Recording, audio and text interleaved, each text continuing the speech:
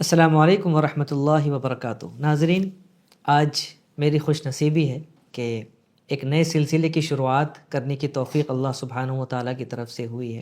دینی علوم اور عصری علوم کو ایک بہترین امتزاج دیتے ہوئے، اور ایسا امتزاج جس میں گویا کہ عصری علوم کی مسلمانی ہو جائے اور وہ ان خرابیوں اور ان جہالتوں اور نگیٹیوز کو اپنے اندر سے نکال کر گویا کہ وہ اپنے آپ کو مکمل سپرد کر دیں اور ایسا ایک نوجوان لیڈر تیار ہو سکے جس کی نظر میں اللہ سبحانہ و تعالیٰ کی رضا اور مخلوق کی خدمت اور لوگوں کا درد یہ اولین ترجیحات میں شامل ہو۔ آج ہماری حاضری ہوئی ہے دارالعلوم امام ربانی نیرل میں، اور ہمیں میزبانی کا شرف حاصل ہوا ہے حضرت مولانا مفتی زین العابدین صاحب قاسمی نفیسی دامت برکاتہم سے، جو میرے ہمدرس بھی ہیں، میرے رفیق بھی ہیں، میرے دوست بھی ہیں، اور ماشاءاللہ انہوں نے اس ادارے کو اپنی زندگی کا ایک وقیع حصہ دیا ہے، اور اس میں کافی R&D ہوئی ہے، ڈیولپمنٹس ہوئے ہیں، ریسرچ ہوئی ہے، بہت ساری چیزوں کو قبول کیا گیا، بہت سارے جو ہے وہ مشقیں ہوئی ہیں، بہت ساری راتیں انہوں نے جاگ کر گزاری ہیں تاکہ اس نظام کو ایک ایسے معیار تک پہنچایا جا سکے کہ پھر وہ نتیجہ خیز بھی بنے اور اس کو جو ہے وہ ریپلیکیٹ بھی کیا جا سکے، اسے اور جگہوں پر نافذ بھی کیا جا سکے۔ الحمدللہ ہم سب جانتے ہیں کہ یہ ادارہ حضرت مولانا خلیل الرحمن سجاد نعمانی صاحب دامت برکاتہم عالیہ کا قائم کیا ہوا ہے، انہی کی سرپرستی میں، انہی کی مشوروں سے، اور بلکہ انہوں نے بیڑا اٹھایا ہے کہ اس طرح کے اداروں کا ایک سلسلہ شروع ہو، اور اسی کی یہ پہلی کڑی ہے انشاءاللہ۔ آج ایک خاص موضوع پر ہم مفتی صاحب سے گفتگو کریں گے کہ بچوں کو، طلباء کو کس طرح نورانی قاعدہ اور ناظرے کے دور سے گزارا جائے، اور کس طرح کم سے کم وقت میں میکسیمم رزلٹ حاصل کیا جائے۔ اور چونکہ یہ ادارہ ہم سب جانتے ہیں عصری علوم کو بھی پڑھاتا ہے اور دینی علوم بھی ہیں اس کے اندر، تو عصری علوم میں جیسے جیسے طلباء درجات میں آگے بڑھتے جاتے ہیں ان کا پریشر بڑھتا ہے، اور اکثر یہ کوشش ہوتی ہے کہ 10ویں سے پہلے، 9ویں سے پہلے بچوں کا حفظ قرآن مکمل ہو جائے۔ تو اس کے لیے ہمیں ہر چیز بائیفرکیٹ کر کے، ہر چیز کو ایک ٹائم سلاٹ میں ڈیزائن کر کے اسے اپلائی کرنا ہوتا ہے، اسے نافذ کرنا ہوتا ہے کہ بچوں کا نورانی قاعدہ کتنے دنوں میں ختم ہو، ناظرہ کتنے دن میں ختم ہو، اور حفظ میں کتنے سال میں بچہ کتنے پارے کرے، پھر اس کا امتحان کا کیا سسٹم ہو، اور بچوں کا حفظ کی کوالٹی کو کس طرح جانچا جائے۔ انشاءاللہ یہ تمام باتیں آج ہم مفتی صاحب کی زبانی ہی سنیں گے۔ تو آئیے مفتی صاحب کو خوش آمدید اور ویلکم کرتے ہیں۔ السلام علیکم ورحمۃ اللہ وبرکاتہ۔ وعلیکم السلام ورحمۃ اللہ وبرکاتہ۔ بہت بہت خوش آمدید آپ کا میرے جزاک اس چینل اللہ میں۔ خیر، جزاک اللہ خیر۔ گویا کہ چینل تو میرا ہے لیکن جو روح رواں ہے وہ آپ ہی ہیں۔ جزاک اللہ خیر، بہت بہت شکریہ۔ اور میرے لیے بھی یہ باعث مسرت ہے کہ میں ایک زمانے کے بعد اپنے ساتھی کے ساتھ اپنا پوڈ کاسٹ میں شرکت کر رہا ہوں۔ مفتی صاحب کا سب سے اچھا تعارف میری نظر میں یہ ہے کہ وہ میرے بہت ہی جگری دوست رہے ہیں اور ہیں بھی، لیکن میں مفتی صاحب سے درخواست کروں گا کہ مفتی صاحب بھی اپنا فارمل انٹروڈکشن ہم سب کے سامنے پیش فرمائیں تاکہ ہم سب کو مفتی صاحب کی ذات سے جڑنے میں اور ریلیٹ کرنے میں مدد مل سکے، آسانی ہو۔ مفتی صاحب میں چاہوں گا آپ اپنا تعارف فرمائیں۔ شکریہ۔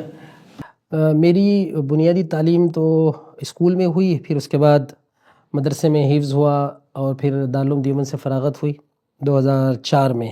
2005 میں افتاح سے فراغت ہوئی، پھر دارالعلوم ہی کا جو انگریزی کا شعبہ ہے اس سے وہاں سے 2 سال فراغت ہوئی۔ 2 سال بعد پھر اسی دوران عثمانیہ یونیورسٹی سے ہمارے والد صاحب کی بڑی چاہت ہوتی ہے سارے بچوں کے سلسلے میں کہ وہ تمام علوم کو پڑھیں، تو وہ ان کا بڑا اصرار رہا کہ بھئی آپ اپنی جو 12ویں تک تعلیم ہوئی تھی اس کے بعد bachelor of Osmania university Hyderabad سے کر لیں، تو بڑے ان کے اصرار پر، ان کی توجہ سے میرا وہ بیچلر بھی ہو گیا۔ پھر اس کے بعد ارادہ آگے ماسٹرز کا تھا، اور وہیں پر ماسٹر بھی شروع ہو گیا تھا، لیکن ہمارے عزیز دوست حضرت مولانا مفتی ڈاکٹر یاسر ندیم صاحب ملیشیا پہنچ گئے، وہاں ان کا PhD ہو رہی تھی، تو انہوں نے اس طرف توجہ دلائی، تو پھر انہوں نے کوشش کی اور یہاں سے بھی کوشش ہوئی، تو الحمدللہ پھر ماسٹرز کے لیے میں ملیشیا چلے گیا، تو وہاں پر فقہ اصول الفقہ میں ماسٹرز کیا میں نے، اور میری تھیسیس جو تھی اس کو آپ ایم فل کہہ سکتے ہیں، اس کا عنوان تھا the role of oil wealth in economic development in the light of مقاصد شریعہ، دور الثروہ النفطیہ فی التنمیہ اقتصادیہ فی ضوء مقاصد الشریعہ شرکت پیٹروناس نموذجن۔ تو وہ اصول الفقہ اور اقتصاد ان دونوں کا گویا کہ کمبینیشن تھا۔ تو میری یہ چاہت تھی کہ تھوڑا سا ہم آج کے زمانے میں اکنامکس کو بھی پڑھیں، تو ملیشیا ایک بڑا کنٹری نہیں ہے، تو اس کی اقتصاد زیادہ بڑی نہیں ہے، تو ہم جیسے مولوی کے لیے جتنا سمجھ سکتے ہیں اس کا سمجھنا آسان تھا، تو اس کے لیے اس کو میں نے لیا، اس کا بڑا فائدہ بھی ہوا الحمدللہ۔ پھر اس کے بعد 2013 میں وہاں سے حضرت مولانا اور والد صاحب کے حکم پر یہاں نیرل آ گیا، تو وہیں سے میری یہاں کا سفر شروعات ہوئی ہے، اور اب تک یہیں ہوں الحمدللہ، اور ارادہ ہے کہ انہی حضرات کے قدموں میں یہیں پر رہیں، ادارے کی خدمت میں اللہ تعالیٰ مرتے دم تک رکھے۔ اور اس طرح سے دونوں تعلیم، دونوں مدارس کو اور یونیورسٹیز کو دیکھنے کا اتفاق ہوا، اور ساتھ میں ابھی میرا ماسٹرز ان سائیکالوجی 1 سال مکمل ہو گیا ہے، اور 1 سال میں انشاءاللہ سائیکالوجی بھی پڑھ رہا ہوں، تو ساتھ میں انشاءاللہ بی ایڈ بھی شروعات ہو جائے گی، اور دعا کریں پی ایچ ڈی باقی ہے، تو وہ بھی آئندہ سال سے ارادہ ہے، وہ بھی ہو جائے گا انشاءاللہ۔ اور میں نے 2-4 کورسز پیرنٹنگ اور سائیکالوجی اور چائلڈ سائیکالوجی بھی کیے۔ میرا ماننا یہ ہے کہ بچوں کو اگر آپ پڑھا رہے ہیں، صرف تعلیم دے رہے ہیں یا ان کی تربیت کر رہے ہیں، تو آپ اگر ان کی نفسیات سے واقف نہیں ہیں تو ایک بہت بڑی کمی رہتی ہے، ایفیکٹیوٹی کم ہو جائے۔ ہاں، تو تعلیم بچوں پہ ظلم ہو جاتا ہے، میرا ایسا سمجھنا ہے۔ تو تعلیم و تربیت کے میدان میں جو بھی ملک آگے نکل رہے ہیں اپنے اعتبار سے، اس میں فن لینڈ ہے۔ فن لینڈ کے اندر جو بچے کم عمر کے بچوں کو تعلیم دینے کے لیے پی ایچ ڈی ہولڈر ہوتا ہے وہاں پر، یعنی پی ایچ ڈی بندہ جو ہوتا ہے یا بندی خاتون، وہ ان بچوں کو پڑھاتی ہے، یعنی ہائیسٹ کوالیفائڈ وہ لویسٹ کوالیفائڈ، اس لیے کہ اس کی وجہ ہے وہ اچھی بات یاد آئی کہ ہماری جو ڈرائیونگ فورس ہے ہماری پرسنالٹی کی، کسی بھی انسان کی، اس کا وہ ہے سب کانشیس۔ آپ حیرت کریں گے سب کانشیس بلڈ ہوتا ہے کسی بھی انسان کا 7 ایئرز میں۔ اس لیے پلیٹو کا ایک بہت ہی اہم کوٹ ہے، give me a child until it is 7 I will show you the man. 7 years جو ہے نا بڑے اہم ہیں۔ 7 ایئرز کے اندر کسی بھی بچے کی، کسی بھی انسان کی وہ سب کانشیس بلڈ ہوتا ہے، اور وہی ڈرائیونگ فورس ہوتا ہے۔ بروس لپٹن کہتا ہے کہ 95% سب کانشیس 7 ایئرز میں بلڈ ہو جاتا ہے۔ اس کو مغرب نے اہتمام کیا اس کا۔ آپ حیرت کریں کہ مغرب کو چاہیے ان کے سرمایہ دارہ نظام کو چلانے کے لیے افراد کار، بالکل وہ افراد کار 22 سال کے بعد تیار نہیں کرتا ہے، وہ نرسری سے تیار کرتا ہے، نرسری سے تیار کر رہا ہے۔ اور ہم بھی کرتے تھے۔ ایک بچہ یاد ہوگا واقعہ کہ وہ والدین مطلب ہے کہ کھیل نہیں رہا ہے، ایک بزرگ کہتے ہیں کہ بیٹے آپ کیوں رو رہے ہو، سب بچے کھیل رہے، تو وہ رونے لگا اور کہنے لگا کہ بھائی امی جان میری لکڑیاں جو ہے وہ جلاتی ہیں تو چھوٹی لکڑیوں کو پہلے ہی ڈالتی ہیں، تو ماحول تو ویسے ہی افراد کار کی ضرورت ہے، تو یہ 10 سال میں بڑے اہم ہیں، تو انہوں نے مغرب نے 10 سال میں لے لیتے ہیں، تو 7 سال بڑے اہم ہو جاتے ہیں، اور یہی 7 سال والدین کے بعد بچہ ہوتا ہے۔ میں چاہتا ہوں کہ آپ اپنے ادارے کے بارے میں کچھ اس ترتیب سے باتوں کو رکھیں کہ ایک جو ہے وہ زائر کو، ایک علم دوست انسان کو یا ایک ذمہ دار کو ایک پورا پلان مل جائے، ایک جو ہے نا ایکشن پلان بھی مل جائے، اور وہ کس طرح سے محنت، چونکہ زمانہ اب بدل رہا ہے، تیزی کی طرف جا رہا ہے، ہر چیز میں تیزی، ہر چیز میں فاسٹ اور کوئک ایکشن جو ہے وہ لوگوں کو چاہیے ہوتا ہے۔ تو اس میں بھی کیا یہ پاسبل ہے کہ ہم حفظ قرآن میں جو پہلا مرحلہ ہوتا ہے، یعنی قاعدہ اور ناظرہ، اس کو ہم لوگ ایک کوئک رزلٹ اور کوئک یعنی ٹائم فریم، ہمارا کوئک روڈ میپ بن جائے ہمارا، ایسا کچھ مجھے ایسا ہے معلوم پڑا ہے کہ ماشاءاللہ آپ کے یہاں کچھ ایسی چیزیں جو ہے وہ زیر عمل ہیں، تو میں چاہتا ہوں کہ آپ اپنی بشاشت کے ساتھ مکمل طور پر جیسا ہو سکے آپ جو ہے وہ اس کو بیان فرمائیں۔ بہت بہت شکریہ، جزاک اللہ خیر۔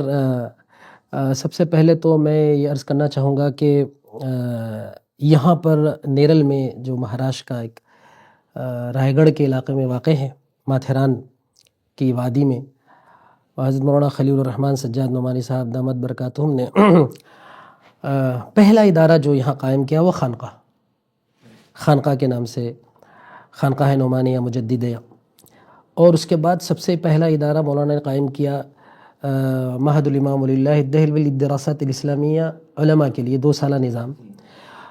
اب دیکھا یہ جائے تو اس سفر کے دوران تقریباً 5 ادارے قائم ہو چکے ہیں، 2 ادارے آن لائن چل رہے ہیں، اور ایک ادارہ خدمت خلق کا رحمان فاؤنڈیشن کے نام سے چل رہا ہے۔ اس کی تقریباً 22 کے قریب برانچز ہیں، ہاسپٹلز ہیں، کلینکس ہیں، لیڈیز کے لیے ان کی اسکلز ڈیولپمنٹ کے پروگرامز ہیں، کافی بڑا اس کا ایک کام ہے۔ اس کے لیے تو ایک الگ نشست کی ضرورت ہوگی۔ تو تعلیمی ادارے بنیادی طور پر اگر ہم دیکھیں تو اس کو ہم 5 حصوں میں تقسیم کر سکتے ہیں۔ پہلا ادارہ مدرسہ دارالامام معہد الامام ولی اللہ الدہلوی للدراسات الاسلامیہ، جس میں فارغین مدارس کو لیا جاتا ہے، 2 سال رہتے ہیں وہ یہاں۔ دوسرا ادارہ مدرسۃ الامام قاسم نانوتوی۔ مدرسۃ الامام قاسم نانوتوی میں ان طلباء کو رکھا جاتا ہے، یا ان طلباء کے لیے ادارہ قائم ہوا ہے جو 10ویں کر چکے ہیں، 10ویں سے فارغ ہیں۔ ان کو پھر 7 سالہ عالمیت کا یہاں کورس ہوتا ہے، وہ یہاں رہتے ہوئے کرتے ہیں، لیکن ساتھ میں وہ ڈسٹینس موڈ پر 12ویں بھی کرتے ہیں، بیچلر بھی کرتے ہیں، اور ماسٹرز بھی کر لیتے ہیں۔ تو ایک طالب علم باہر اگر 10ویں کے بعد کچھ پڑھتا ہے، عام طور پر بعض نوجوان 10ویں کے بعد پڑھائی چھوڑ دیتے ہیں، یا بعض ہوتے ہیں جو عالم بننا چاہتے ہیں، تو گویا کہ اس کے لیے ایک پلیٹ فارم یہاں کریٹ ہو گیا ہے مولانا کی سرپرستی نگرانی میں۔ تو مدرسۃ الامام قاسم نانوتوی میں بچہ ماسٹرز تک پڑھائی کر لیتا ہے عالمیت کے ساتھ۔ تیسرا جو اہم ادارہ ہے، جو مولانا نعمانی صاحب کی تعلیمی جو فکر کا ایک عکاسی کرتا ہے، اس کا ایک مظہر ہے کہہ لیں آپ، وحدت تعلیم کے سلسلے میں مولانا کی جو فکر ہے کہ دینی علوم کے ساتھ ساتھ عصری علوم بھی پڑھایا جائے، اس کے لیے مولانا نے دارالعلوم امام ربانی 2012 میں قائم کیا، اور اس کا تفصیلی انشاءاللہ ذکر بعد میں بھی آئے گا۔ اور پھر تیسرا ادارہ ہم نے قائم کیا، چوتھا ادارہ قائم کیا، وہ نعمانی پبلک اسکول۔ اس کے لیے یہ ہوا کہ ہم جب یہ ادارہ دارالعلوم امام ربانی ادارہ قائم کیے تو اس میں 10 سال کے بعد بچوں کو لیتے ہیں، تو 10 سال تک جو بچہ ہمارے پاس نہیں ہے، اس کے لیے ہم نے ضرورت محسوس کی کہ جب ہم کسی نرسری سے 10 سال کا پودا لے رہے ہیں، اس کو بنانے کے لیے مزید محنت کی ضرورت پڑ رہی ہے، تو ہم نے سوچا کیوں نہ اپنی زمین میں دانہ اپنا ہی خود لگایا جائے، تاکہ اپنی جو میتھڈالوجی ہے، فکر ہے تعلیمی، اس کے اعتبار سے ان کو ڈیولپ کیا جائے۔ تو اس لیے ایک نعمانی پبلک اسکول کے نام سے ایک ادارہ قائم ہوا یہیں پر۔ اس کی ایک شاخ چلتی ہے ناگپور میں، رحمان فاؤنڈیشن کی ٹیم ہی چلاتی، جس میں ہمارے عزیز دوست ڈاکٹر شعیب، جو ابھی ناسا میں ماشاءاللہ برسر خدمت ہے، ناسا میں ہے وہ، اور بڑے قابل انسان ہیں، تو ان کی سرپرستی نگرانی میں خانقاہ کے نظام کے تحت وہ چلا رہے ہیں۔ تقریباً 300 کے قریب بچے وہاں پر پڑھ رہے ہیں ناگپور میں، نعمانی پبلک اسکول کی ایک شاخ ہے۔ ایک 5واں ادارہ جو مکتب نعمانیہ کے نام سے چلتا ہے، کرناٹک بیلگام میں، وہاں بھی ایک بہت بڑی برانچ ہے رحمان فاؤنڈیشن کی، جس کو ہمارے عزیز جناب حنیف صاحب چلاتے ہیں، تو ان کے سرپرستی میں وہاں ادارہ چلتا ہے، جس کو ہم یہاں ڈائریکٹ یہاں سے اس کو نگرانی کرتے ہیں۔ تو وہاں ایک الگ ماڈل بنایا ہے، بچہ ایک حافظ بن جاتا ہے آج کے زمانے میں 16-17 سال میں، وہ جیسے باہر جا رہا ہے اس کے پاس کچھ نہیں ہے، اگر وہ عالم بن رہا ہے تو بہت اچھی بات ہے، لیکن حافظ بن رہا ہے تو باہر کے ماحول میں وہ بگڑ بھی جاتا ہے، تو حفظ ہی بھول جا رہا ہے وہ۔ تو وہاں ہم نے سوچا کہ ایسا کیوں نہ کیا جائے کہ ان بچوں کو عصری تعلیم بھی پڑھا دی جائے، چونکہ یہاں ایک تجربہ ہو رہا تھا، تو ہم نے وہاں پر حفظ پلس 10ویں کا نظام قائم کیا، ہاسٹل کا نظام ہے، 100 بچوں کے قریب ہیں وہاں پر، الحمدللہ وہاں نظام چلتا ہے۔ یہ تو ہو گئے مولانا کے تعلیمی آف لائن ادارے۔ 2 ادارے اور چل رہے ہیں آن لائن، بڑے کامیاب چل رہے ہیں۔ ایک تو حضرت مولانا کی صاحبزادی سمیہ آپا ہے، وہ چلاتی ہیں، بہت ہی کامیاب ادارہ چلا رہی ہیں، اور NIG کے نام سے، Nomani institute of learning for girls کے نام سے۔ تو میں اس کو کہتا ہوں کہ design by, manage by, run by, taught by women wing, اس کی ہیڈ سمیہ آپا ہے، اور اس کی سرپرستی مولانا کرتے ہیں ڈیفینیٹلی. ایک اور ادارہ NIB ہے, Nomani Nomani institute of learning for boys. اس کے لیے ہمارے حضرت مولانا کے لڑکے مولانا بلال صاحب ندوی دعوت برکاتہم وہ چلاتے ہیں اس کو. وہ ابھی حالیہ قائم ہوا ہے لیکن وہ بھی بڑی اچھی انداز میں چل رہا ہے. تو اس طریقے سے مولانا کے تعلیمی جتنے بھی نظام چل رہے ہیں اس کا میں نے مختصر سا آپ کے سامنے ایک تعارف کرا دیا. اب اس کے بعد انشاءاللہ پھر اب ہم آتے ہیں اپنے اس نظام کی طرف انشاءاللہ. اصل میں میرا ماننا یہ ہے کہ مدارس اور دینی تعلیمی اداروں کو ریسرچ بیس ہونا چاہیے, اس لیے کہ زمانہ تبدیل ہو رہا ہے اور اس کے ساتھ ساتھ بچے بھی تبدیل ہو رہے ہیں اور بچوں کی نفسیات بھی تبدیل ہو رہی ہے. بہت کچھ چینج آ رہا ہے. اگر ہم اپنے سسٹم کو مائع راکٹ کی طرح اسٹیگننٹ واٹر رکھیں اور دوسری چیز اس میں رہنے والی اگر تبدیل ہو رہی ہے تو کمپیٹیبلٹی نہیں ہو پائے گی. تو میرا یہ ماننا ہے کہ اداروں کے اندر تعلیمی نظام اور نصابی سرگرمیاں, تربیتی امور پر ایک گہری نظر ہونی چاہیے, اور کہاں خرابیاں آ رہی ہیں, کیا بہتری لائی جا سکتی ہے, ان خرابیوں کو کیسے دور کیا جا سکتا ہے, اس پر ایک ڈپارٹمنٹ گویا کہ ہمارے مدرسوں میں ایسا ہونا چاہیے جو مسلسل اس کے اوپر نگاہ رکھے. تو اس کی کوشش حضرت مولانا خلیل الرحمن سجاد صاحب نعمانی دعوت برکاتہم نے اس پہ بہت توجہ دلائی ہماری. چونکہ مولانا نے یہ ادارہ قائم کیا ہے 2012 میں 2012 میں جی. تو 2012 میں پہلے جو داخلے ہوئے وہ تقریباً 20 کے قریب داخلے ہوئے تھے, اور الحمدللہ اس 13 سال کے سفر میں 13 سال کی جرنی میں ایک اچھی خاصی تبدیلی ہم نے دیکھی ہے. ایک تو یہ کہ 2 نظام تعلیم کو ایک ساتھ لے کے ہم چلے ہیں. یہاں پر وحدت تعلیم کا تصور آج کا نہیں ہے, بہت پرانا اور قدیم ہے. بہت سارے تجربات ہو چکے ہیں, صرف ہندوستان میں نہیں بلکہ پورے عالم عربی میں ہوئے ہیں, بر صغیر میں ہوئے ہیں.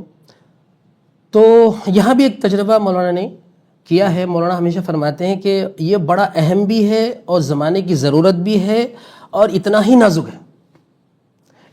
بہترین ایک مولانا کا یہ سینٹنس ہے, اور ہمیشہ پوری ہماری ٹیم کو مولانا اسی طرف لگائے ہوئے رہتے ہیں کہ بھائی دیکھو یہ راستہ ایک پلسرات کا راستہ ہے, ٹھیک ہے, سمندر میں جانا بھی ہے اور دامن تر بھی نہیں ہونا ہے.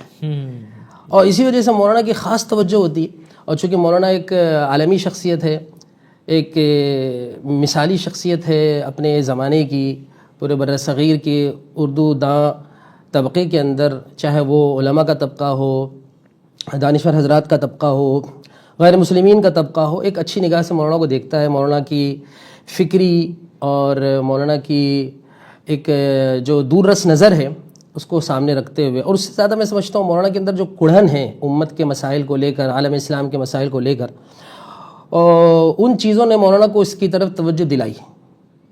اور چونکہ مولانا کی تعلیم ہندوستان میں بھی ہوئی ہے, باہر بھی ہوئی ہے, مدینہ منورہ میں بھی تقریباً 9 سال مولانا کی تعلیم ہوئی ہے. پھر تبلیغ کے ساتھ ایک اچھا خاصا وقفہ مولانا کا رہا ہے 40 سال کا تقریباً.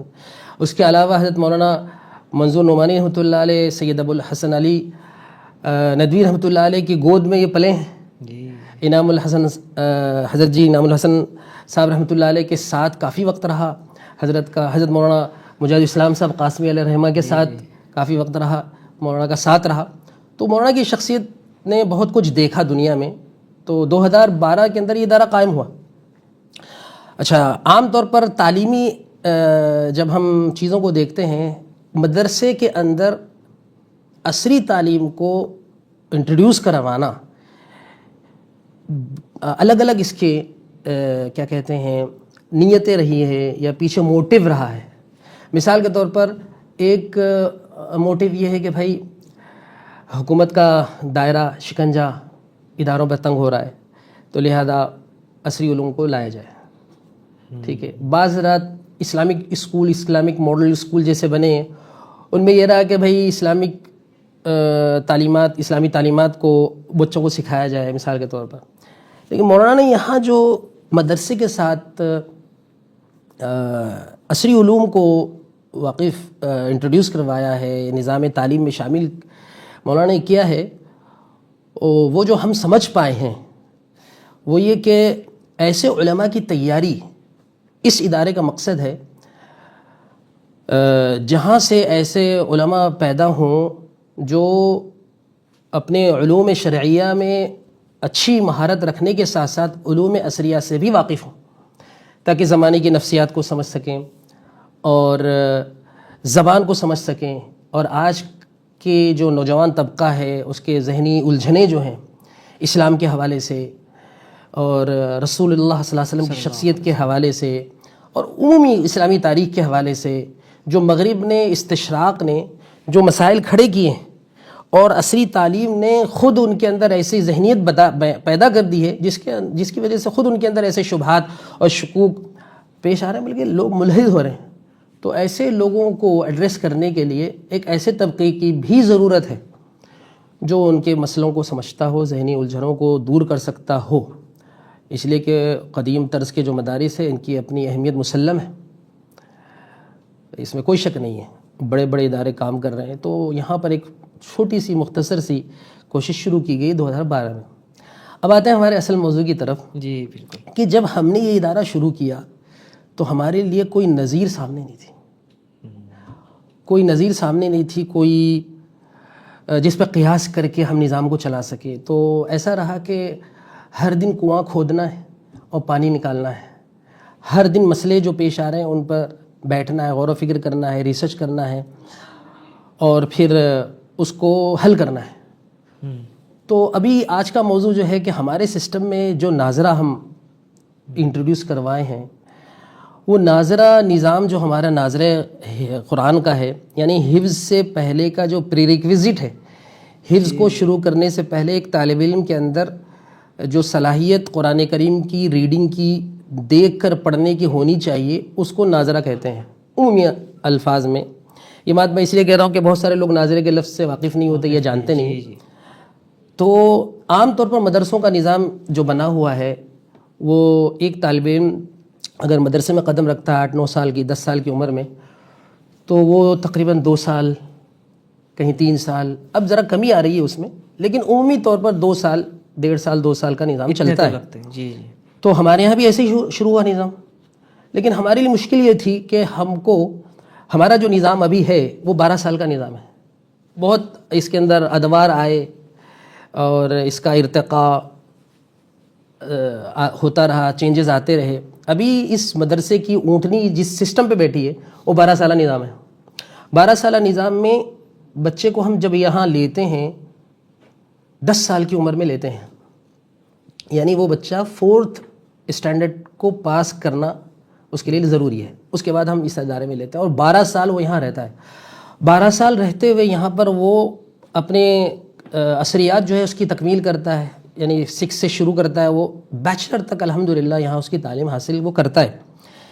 پہلے 4 سال کا نظام حفظ کا نظام ہے، بقیہ 8 سال میں وہ عالمیت پوری کرتا ہے دورے کے ساتھ۔ پھر اس کے بعد 2 سالہ اور بھی ہے جس میں وہ تخصص فی الفقہ الاسلامی یعنی مفتی بن سکتا ہے، اور تخصص فی تفسیر کے 2 سال ہے جو 12 سال کے علاوہ ہے۔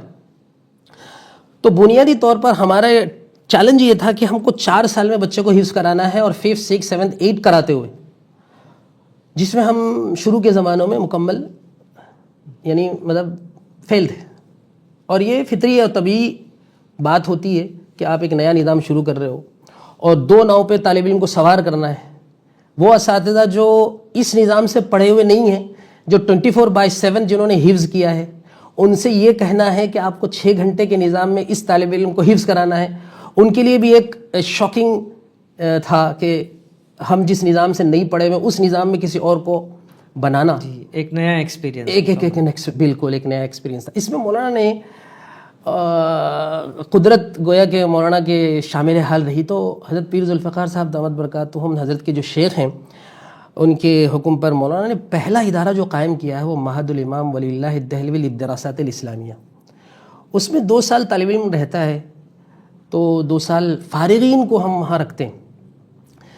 تو 2 سال میں وہ حضرت شاہ ولی اللہ رحمۃ اللہ علیہ کے فکر کو سمجھتے ہیں، زمانے کی ضروریات کے مطابق ان کو بہت ساری چیزیں پڑھائی بھی جاتی ہیں، مولانا کی صحبت میسر آتی ہے، ان کے بیانات، ان کے محاضرات، ان کی مجلسیں کافی وہ اس کو سمجھتے ہیں، سیکھتے ہیں۔ تو جب ادارے اس طرح کے قائم ہوئے، ابھی تقریباً 5 ادارے ہم چلا رہے ہیں، تو وہ ان اداروں میں انہی کے فارغین طلباء کو ہم لینے لگے۔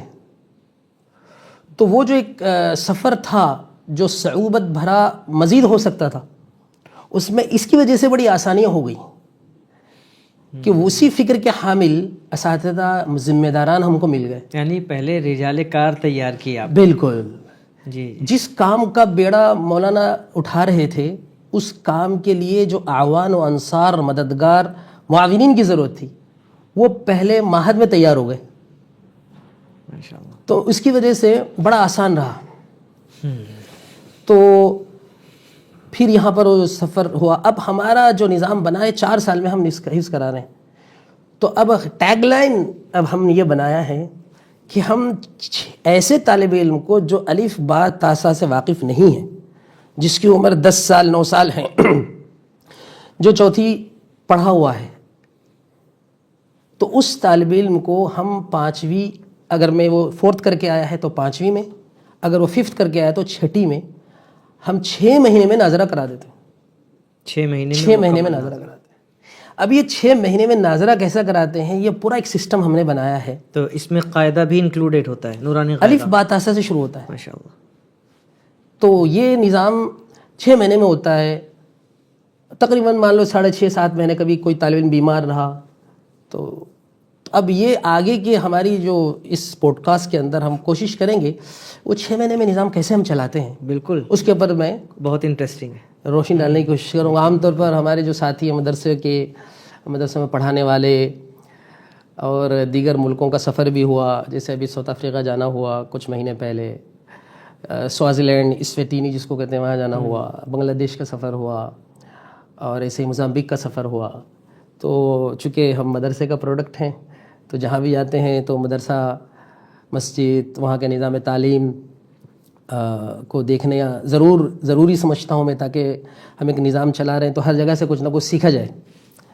تو سب جگہ گیا میں، دیکھا تو ہر جگہ ماشاءاللہ بڑی محنتیں ہو رہی ہیں۔ تو البتہ ایک بات یہ رہی کہ جب ہم یہ کہتے ہیں کہ ہم 6 مہینے میں ناظرہ کراتے ہیں تو جلدی یہ بات ہضم نہیں ہوتی، لوگوں کو یقین نہیں آتا، اور بات درست بھی ہے، اس میں کوئی شک نہیں، اس لیے کہ قرآن کریم کو اللہ تبارک و تعالیٰ نے آسان بنا دیا ہے، اور ہمارے مدارس والے جو محنت کرتے ہیں اور اساتذہ جو ہمارے جو محنت کراتے ہیں، یہ انہی کا دل جانتا ہے کہ کیسے ایک طالب علم کو، ایک پوری کلاس کو اور پورے مدرسے کو حفظ کرانا تو وہ آسان کام نہیں ہے۔ میں ہمیشہ کہتا ہوں کہ حفظ کرنا اللہ نے آسان بنا دیا، اس لیے حفظ کر لیتے ہیں طلباء۔ دنیا میں کوئی کتاب ایسی نہیں ہے جس کو حرف بحرف یاد کیا جاتا ہو۔ اگر حرف بحرف یاد کیا بھی جا رہا ہو تو زبر زیر پیش تشدید غنہ ادغام تمام وقت کے ساتھ نہیں پڑھا جاتا ہے۔ تو الحمدللہ وہ مدرسے کرا دیتے ہیں۔ تو ایک بڑا چیلنج ہے، مدرسے نے اس کو اٹھایا، اور الحمدللہ انا نحن نزلنا الذکر وانا لہ لحافظون کے ذریعے اللہ تعالیٰ اس کا نظام بنا چکا ہے۔ لیکن مسئلہ یہ تھا، اب زمانے کا چیلنج یہ ہوگا کہ میں سمجھتا ہوں کہ اس زمانے کی خاصیت فاسٹنس ہے، تیزی ہے، اسپیڈ۔ 2G تھا، 2G تھا، اب 3 ہو گیا، 4 ہو گیا، 5G ہو گیا۔ 5G، تو ہر آدمی ابھی فاسٹ فوڈ اسی کی دین ہے اس زمانے کی۔ تو لوگ یہ چاہتے ہیں کہ ابھی چٹ منگنی پڑ گیا، اور والدین بعض مرتبہ یہ کہتے ہیں کہ اجی ہمارے مدرسے میں بچے کو ڈال دیا، 3 مہینے میں وہ حضرت مولانا سجاد نعمانی صاحب یا حضرت محتمیم صاحب ابو القاسم نعمانی صاحب جیسی شخصیت بن جائے، یا حضرت ابو الحسن علی ندوی رحمۃ اللہ علیہ جیسی شخصیت ہے، اس طرح سے بڑے شخصیت بن جائے۔ اچھا، نیت اچھی ہوتی ہے، لیکن وہ یہ نہیں سمجھتے کہ بھائی یہ پروسیس ہے پورا، یعنی وہ یہ سمجھتے کہ یہاں پرنٹر رکھا ہوا ہے، ادھر سے جائے گا کوئی ہیرو، ادھر سے نکلیں گے مولانا۔ بہرحال تو ایسا نہیں ہوتا، اس کے اندر بڑی محنت کرنی پڑتی ہے اساتذہ کو۔ تو ہمارے یہاں بھی ناظرے کے نظام میں ہم کو بڑی محنت لگی، لیکن چونکہ ہمارے پاس ٹائم باؤنڈ ہمارا نظام ہے، ٹائم کی بندش میں ہم کو اس فریم میں کام کرنا تھا، تو ہم تقریباً فیل تھے۔ یعنی کبھی 2 حافظ بن رہے ہیں، کبھی 100 بچوں میں، کبھی 3 بنے، کبھی 5 بنے، کبھی۔ لیکن ہم کو چونکہ ہم ایسا بھی کرتے ہیں، تھوڑا سا باہر کے لوگ جو ہیں ان کو بلاتے ہیں کہ بھئی آپ ہمارے سسٹم کو ذرا ایویلویٹ کیجیے آپ. تو ہمارے ایک دوست ہیں کارپوریٹ کے, تو وہ مطلب کنٹمپریری دنیا کے ہیں, وہ آئے ہم سے بہت سارے سوالات کیے. ہم نے کہا کہ آپ ہمارے کنٹمپریری نظام کو بھی دیکھیں. انہوں نے ایک سوال کیا, بھائی آپ کے پاس اگر 100 بچے ہیں, اگر 3 بچے حافظ بن رہے ہیں تو آپ کا 3% رزلٹ. 3%. تو ہم کو بھی لگا بات تو درست ہے ان کی. اچھا, ہمارا نظام میں فیس بیس نظام ہے, ائمہ اور دیگر حضرات کے بچوں وغیرہ کے لیے رعایت ہے الحمدللہ, لیکن بنیادی طور پر دیکھا جائے تو رحمان فاؤنڈیشن اس کو اسپانسر کرتا ہے. تو فیس بیس نظام ہے, تو وہ کہنے لگے آپ فیس بھی لیتے ہو اور آپ کے پاس اتنا کم ریشو ہے. تو ہم کو بھی لگا ہاں بات درست ہے. تو اس کے بعد پھر نئے سرے سے محنت کرتے ہوئے ہم نے کوشش یہ کی کہ ہمارے تمام اساتذہ کو ہم نے مشوروں میں شامل رکھا. ہمارے یہاں نظام جو حضرت مولانا نے اس کی داغ بیل ڈالی کہ انڈیویجول سینٹرک نظام نہیں ہے یہاں پر. یہ مثال کے طور پر ناظم صاحب ہے یا نائب ناظم صاحب ہے, ناظم تعلیمات ہیں یا محتمم صاحب ہیں, انہوں نے ایک آرڈر صادر کر دیا, رات میں ان کو ایک خیال آیا کہیں جا کر دیکھ کر آئے کوئی نظام, اور صبح اس کو نفاذ کرنے کے لیے ایک رجسٹر بھیج دیا. ایسا یہاں کا بنیادی طور پر نظام نہیں چلتا ہے. وَأَمْرُهُمْ شُورَىٰ بَيْنَهُمْ. تو یہاں پر اپنی ٹیم کے ساتھ مشوروں کا نظام ہے. تو اس سے کیا ہوتا ہے, اتحاد فکر بھی ہوتی ہے, پھر اتحاد عمل آسان ہو جاتا ہے. تو ایسے ہی ہم نے ناظرے کے بارے میں مسائل کو سامنے رکھ کے ناظرہ کے اساتذہ کے ساتھ بیٹھ کر غور و فکر شروع کیا کہ بھائی کیا کرنا چاہیے. تو بنیادی طور پر ہم نے 3 پرنسپل شروع کیے. پہلے 3 پرنسپل پہ کام شروع کیا کہ پہلا ہم نے نظام بنایا کہ ہمارے تعلیمی نظام میں, اب تو صرف مدرسہ کیا کنٹمپریری اسکولز وغیرہ میں بھی یہ بات نظر نہیں آتی ہے, بلکہ مدرسوں میں یہ بات بہت حد تک پائی جاتی ہے کہ ایک استاد کا شاگرد کا تعلق بے انتہا ادب اور بے انتہا قدر و منزلت کے ساتھ دونوں میں قائم رہتا ہے. تو الحمدللہ مدرسوں میں یہ بات قائم ہے, لیکن ہمارا ماننا ہے کہ اس میں مزید اور گنجائش تھی. تو ہم نے کہا کہ پہلا یہ نظام ہونا چاہیے کہ استاد اور طالب علم کا تعلق بہتر ہونا چاہیے, اس لیے کہ استاد قرآن کریم کے ساتھ بچے کا تعلق جوڑنے میں بہت بڑا واسطہ ہے. اگر وہ واسطہ ٹھیک رہا تو بچے کا تعلق قرآن سے جڑے گا. بالکل. اور وہ مار پیٹ کا اور سزاؤں کا جو نظام اس کو ہم نے بڑا ڈسکریج کیا ہے, بلکہ یہاں نہ کے برابر ہے یہ کہا جا سکتا ہے. تو اس میں ہم نے ایک نظام بنایا کہ ہم کو راڈ بیس سسٹم سے ریوارڈ بیس سسٹم کی طرف جانا ہے, یعنی نظام ترغیب سے نظام ترغیب کی طرف جانا ہے. تو ایک اصول ہم نے یہ بنایا. پھر دوسرا اصول ہم نے یہ بنایا کہ چونکہ ابھی زمانہ اسمارٹ فون کا ہو گیا ہے اور بہت سارے وہ کام جو محنت طلب تھے وہ بہت آسانی سے ہونے لگے. جی. اب تو AI چیٹ GPT کا زمانہ ہو گیا. تو ہم نے ایک اور نعرہ دیا کہ ہم کو ہارڈ ورکنگ سے اسمارٹ ورکنگ پہ آنا چاہیے. تیسرا نعرہ یہ دیا کہ ہم کو حفظ قرآن سے عشق قرآن پہ آنا ہے. اس لیے کہ ایک طالب علم جب حفظ کرتا ہے, اور وہ میں کہتا ہوں کہ کوئی بھی طالب علم عام طور پر 10ویں سے پہلے, آج کل تو امتحان بھی نہیں ہوتے اسکولز میں, تو بچے پہ 10ویں میں پریشر کریٹ ہوتا ہے کہ بچے کو 10ویں کے اندر اچھے نمبرات لانے ہیں, یا 12ویں میں نمبرات لانے ہیں, یا بیچلر جب ہو رہا ہے وہ نیٹ کو کلیئر کرنا ہے اس کو, یا JEE ایڈوانس کر رہا ہے, تو اس کے اندر اس کو جو پریشر ہوتا ہے, ایک طالب علم حفظ کرتا ہے تو اس کے اندر پریشر ایسے ہی ہوتا ہے. تو اس کو پریشر کو کم کرنا چاہیے. تو اس کے لیے ضروری ہے کہ شوق ہو. کہتے ہیں نا کہ کچھ شوق ہو, کچھ ذوق ہو, کچھ دل کی لگن ہو, جبر سے جو کی جائے وہ عبادت نہیں ہے. تو ہم نے کوشش کی کہ بچہ پرانے جو نظام میں حفظ کرانے کا جو تھا, ہمارا ماننا ایسا ہے کہ استاد یہ سمجھتا ہے کہ بھئی ہم 50 بچوں کو حافظ بنانے میں کامیاب ہو گئے, مدرسہ یہ کہتا ہے کہ 200 بچے ہمارے حافظ بن گئے, والدین یہ سمجھتے ہیں کہ ہماری مغفرت پکی ہوئی کہ ہمارا بچہ حافظ ہو گیا ہے, تو اب ہم زندگی جیسے گزارتے رہے مرتے دم تک بھی ویسے گزارتے رہیں گے, اس لیے کہ اب ہم نے قرآن کریم کو آؤٹ سورس کر دیا تھا, ہمارا بچہ حافظ ہو گیا تو لہذا ہماری مغفرت پکی. بچہ بھی کہتا ہے کہ بھائی میں حافظ ہو گیا, لیکن اس میں ہارنے والا قرآن ہوتا ہے. تو ہم نے کہا کہ بھائی قرآن کریم حفظ کرتے ہوئے بچے کے اندر اگر عشق قرآن آ جائے, جہاں تک کوشش ہو سکے اس پہ محنت ہونی چاہیے. تو یہ تین نعرے ہم نے اس سسٹم کی شروعات میں دیے. اب اس کے بعد ہم نے ناظرے کے نظام کو ڈیزائن کیا ہے, تھوڑا سا روایتی انداز سے ہٹ کر کیا ہے. اس سے پہلے کہ ہم آگے چلیں مفتی صاحب, ایک ریکیپ کر لیتے ہیں. یعنی پہلا نظام آپ نے جو شروع کیا اس میں بچوں کے اندر اساتذہ کو جو ہے اپنے مشوروں میں شامل کیا. جی ہاں بالکل بالکل. دوسرا جو ہے وہ ریوارڈ بیس سسٹم آپ نے کوشش کی. اور تیسرا عشق قرآن کو آپ نے بچوں کے اندر انکلکیٹ کیا کرنے کی اچھے طریقے سے. ہاں کوشش. یہ بنیاد رہی گویا کہ آپ. ہاں اور ہارڈ ورکنگ سے اسمارٹ ورکنگ. انشاءاللہ میں اس کے بارے میں بھی تفصیل سے تھوڑا سا بتاؤں گا. بنیادی طور پر یہ بات سمجھ میں آئی کہ ایک طالب علم جب ناظرے میں ہوتا ہے تو ایک استاد کے پاس کہیں 15 کہیں 20 کہیں 25 بچے ہوتے ہیں. تو وہ بچے ایک استاد کے پاس صبح سے لے کے شام تک ہوتے ہیں. چونکہ ہمارے مدرسوں کا جو نظام ہے وہ 24/7 کا نظام ہے. یعنی صبح اگر 7 بجے سے تعلیم شروع ہو رہی ہے تو 2 نظام چلتے ہیں صبح شام کے. تو طالب علم استاد کے ساتھ ہوتا ہے. پھر مغرب بعد کے نظام میں بھی ناظرے میں بھی استاد کے ساتھ ہوتا ہے. بیچ میں وہ اردو پڑھ رہا ہو یا کوئی اور انگریزی پڑھ رہا ہو یا کوئی بھی پڑھ رہا ہو تو اس وقت اس کے لیے وقفے کے لیے وہ اس سے دور ہوتا ہے. اچھا مسئلہ یہ ہوتا ہے کہ ایک طالب علم جب ایک استاد کے پاس صبح سے لے کے شام تک بیٹھا ہوا ہے اور جس عمر میں تعلیم وہ بیٹھا ہوا ہے اس کی 8 سے 9 سے 10 سے 11 سال کی عمر ہے تو وہ بچہ آدھے گھنٹے سے زیادہ فوکس نہیں کر پاتا ہے. بالکل. تو آدھے گھنٹے سے زیادہ جب فوکس نہیں ہوتا اس کا تو استاد الجھن کا شکار ہوتا ہے کہ میں نے ابھی کہا پڑھنے کے لیے 2 منٹ کے بعد پھر کھیلنے لگ گیا پھر بات کرنے لگ گیا اور پڑھائی کی طرف رغبت کم ہو جاتی ہے. اس لیے کہ بچہ تو بچہ ہے تو اس کے اندر کنسنٹریشن کی بڑی کمی ہوتی ہے.